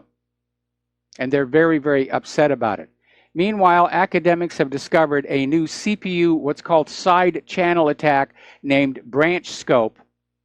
And basically, it targets what's called direction prediction. And the technique can also be used to retrieve content stored inside SGX enclaves, secure areas of Intel CPUs previously thought to be untouchable. We've made these devices too complex, and that's basically why hackers who are working full-time at figuring out how to get into them are able to do so. Boeing apparently got hit by the WannaCry virus, and pardon me, they're concerned that it could actually get into and cripple some airplane production equipment, which is numerically controlled. Apparently, they had an automated spar assembly tool went down, and now they're concerned that some of this software could actually spread to the onboard in-flight software itself. So where's the NSA here? All right, we're going to take another phone call. Sean in North Carolina, aloha. Welcome to the show. What's on your mind? Aloha, Mike. Look, I wanted to talk a little bit about the gun control going on, or the cries for it. From what I understand, the Constitution is the supreme law of the land. And Yes. anybody out there, all these people you see on TV screaming, you can call it whatever you want, propaganda, whatever, they're breaking the law. What they're asking for is against the law. There is no legislation that they can pass to make such an act legal. And, you know, me and you differ because I said I've always thought we've crossed this threshold a long time ago to use our Second Amendment for what the Founding Fathers gave it to us for. That hasn't happened yet, and I think the longer that Americans wait, the more loss of innocent life is going to be the outcome of that. When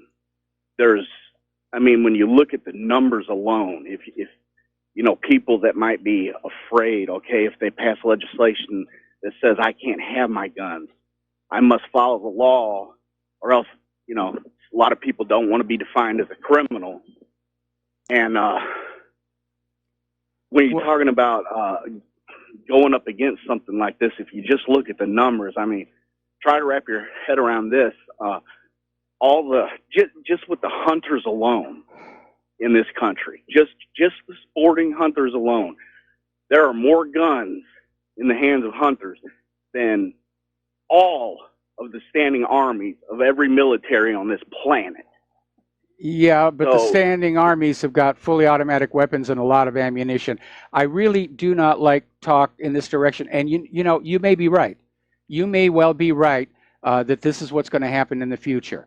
I really just do not like it at all. As far as going on back to all these people calling for gun bans, breaking the law, I mean, look at the entire Democratic Party. They're openly flaunting the law with all of this illegal immigration, voting, and everything else. They don't care about the Constitution. George Bush called it a blankety-blank piece of paper.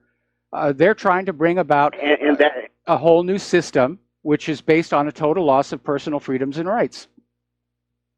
And that's where it comes into where I said, I think a long time ago, when they started doing this, they've already crossed that threshold. And, you know, one of my main points that I wanted to make is, if they do something like this, which it most assuredly will kick off action, because I know a lot of gun owners aren't going to give their arms up. But, you know, if the day comes where, and I think it will, the patriots will prevail, you know, the people that submit to this, the people that hand their guns in for being told that that's law now and everything, you know, if you look at it, they're guilty of treason. Well, you know, when you've got a whole bunch of guys in black body armor pointing their guns at you, it's going to be rather difficult to stand on the Second Amendment. That's just the practicality of it. And I hope we don't get there, but certainly that's the way some of these liberal Democrats are talking about. There's that Democratic candidate for sheriff who's out there joking about, let's just go ahead and, you know, kill the gun owners to get their guns. Well, And, you know, they think the gun owners are violent. Is an enemy of this country. And, you know, obeying what they want, you're providing comfort and aid to an enemy, a domestic enemy. And, you know, there might be a day where a list has gone down of everybody that has provided aid to the enemy. And, you know, you might be rounded up by the patriots, and, you know, treason's punishable by death. Well, you know, once the American Revolution was over, For the most part, there were some exceptions, but for the most part, everybody had a thank goodness it's over, let's live and let live.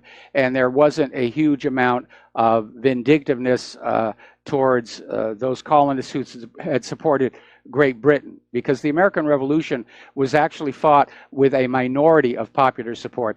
Anyway, Sean, I got to let you go. We got other callers coming on in, and we got some news to cover before the top of the hour. First of all, referencing back to that student at Amity High School who was expelled and arrested as a juvenile for posting a photo of a toy gun on Snapchat. Somebody who attended Amity High School and graduated in 1976 just sent me this photo from their yearbook, and it's a photo taken right next to the principal's office, and it shows a bunch of students posing with their firearms. I presume it's a gun club, because high schools did have gun clubs when I was a kid. So now then, Mateus in Canada. Aloha, Mateus. Welcome to the show. What's on your mind? Hey, Michael. I missed you yesterday. And I just thought I would call in at the end of the show because I know you like to keep your best callers for the end. Just joking. Okay, my least funny joke. Okay, anyway. So I wanted to mention that Trudeau sold all of Canada's gold. Yes. And are you even allowed to do that? I mean, is it really his gold to sell, or wouldn't that be? Not can he sell really. Not really. But, you know, Great Britain actually did the same thing, I think, about 10, 15 years back. And they actually sold it at below market price. Yeah, it's very suspicious why they would do that also. It seems like they're trying to hurt something. My theory is that he's selling it to pay for all the illegal benefits. I'm sorry, one more time. So Trudeau sold... My theory is that he sold it to pay for all the benefits going to the illegal immigrants. It could very well be. Or it might have just been put in the general funds. But yeah, you have to ask, where is all this money coming from that is taking care of the illegal immigrants and the refugees? Yeah, it might be for that. Could be one reason. Hey, I wanted to mention that DARPA has a new robot, and this one can eat flesh and to power itself. And it's a steam-powered robot, so it can consume flesh as well as other organic materials like leaves and stuff. And then it burns it, and then it boils water, and then the steam makes electricity, and then it powers itself, so it's an electric robot. And it's promising that they won't eat humans. And they're saying it's not on the menu, they won't eat it. So I feel comfortable with that. I take their word for that they would never consider eating a fallen foe.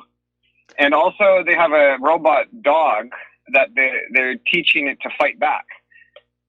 So that's my latest little update on the rise of the robots. Okay. And that's it. All right. That's it. Mateus, thanks an awful lot. We're going to let you go. Show. We're coming up here on our last commercial break and last segment of the program. Now, getting on back to computers, apparently there is a concern that China is now poised to overtake the U.S. in the development of artificial intelligence. And apparently this is an effort on China's part to sort of gain the upper hand on artificial intelligence, because in the words of Vladimir Putin, whoever gets artificial intelligence could use it to basically rule the world. And we were talking the other day about the national security implications of artificial intelligence and where it could go. So it's an area where there's a lot of research being done. But again, I don't see that anybody is going to develop a conscious, sentient, self-aware, general-purpose conversation computer. I think any artificial intelligence out there is going to be programmatically focused on a very narrow task or set of tasks. And so that I don't think we have to necessarily worry about HAL 9000 or Skynet just yet. But, you know, who knows what the future is going to bring about. Now, we ran the story once before, but we're going to run it again as a prelude to something that's following up. apparently the Italian Parliament had an 18-year investigation of the safety of vaccines, and they found major problems, including higher risks of death and illness, including cancer, autoimmune disorders, and hypersensitivity associated. Now, this came out last February, and they had thousands of cases of serious illnesses and deaths among personnel that were using these vaccines. Now, they were using the military as a test group, but the vaccines in the military vaccine program are the same as those being used on children.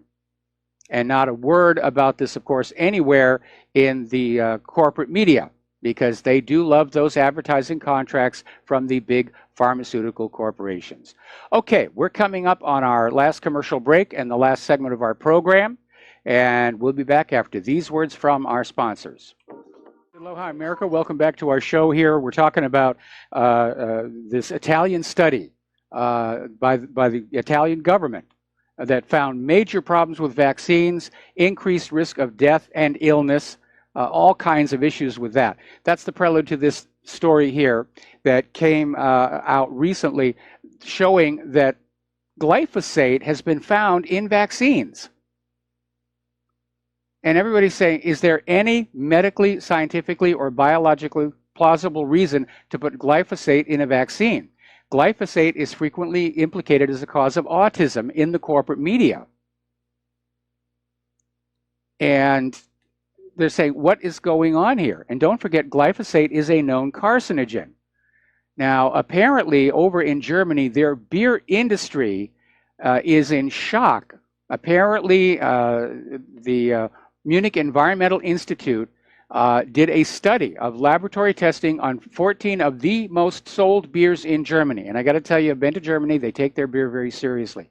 The probable carcinogen and world's most used herbicide, glyphosate, was found in all of the 14 beers tested. Now, the problem is glyphosate, once it's sprayed on crops, either to get rid of weeds or sometimes it's used as a preservative and a drying agent, it will not wash off. It will not dry off. It doesn't evaporate. It just stays there. Now, some of these beer companies have already announced plans to find some way to prevent the glyphosate that is on the components of the beer from getting into the final beer itself. But apparently, this is a problem all over, because over at TrueOrganicAndFree.com, there was another test that was finding glyphosate in popular brands of wines, the majority of which are from the U.S. And basically, these glyphosate herbicides are neurotoxic, carcinogenic, endocrine disruptors, cause of liver disease even at low levels. And the wine brands tested included Gallo, Beringer, Mondavi, Barefoot, Sutter Home. Beer brands tested included Budweiser, Busch, Coors, Michelob, Miller Lite, Sam Adams, Samuel Smith, Peak Organic, and Sierra Nevada. And you have to wonder, is this kind of reckless selling of the product the reason cancer rates are so high? Because right now, Claire and I have a good friend in the hospital, just got struck down by cancer. They're going to pull the plug. In the little prayer section of the program at Claire's church, you just see name cancer, name cancer, name cancer. And it seems out of control. All right, we're coming up to the end of the program, and I want to give you a reminder. John Stadmiller is coming up with his program, and his guest is going to be Michael Herzog, who also has the show just before mine. And apparently they have got some real bombshell news stories to share with you. So please make a point of staying on this dial. Don't touch that dial. Stay tuned for John Stadmiller's program. And he obviously is going to have a lot of good things for you. So we're coming up on the end of our program. Apparently, one final news story, more than 2,400 animals killed by an oil spill in Colombia. That's why these people don't want those pipelines in their home. All right, there's the music now, and we're going to get on out of here and get something useful done with the rest of the day. Stay tuned for John Stadmiller. Please take what you learn here, and at the website, and share them with everybody that you know. And please, please, please donate to RBN and whatreallyhappened.com. We are in a dire situation. We really do need your help. We'll be back tomorrow. Aloha, America.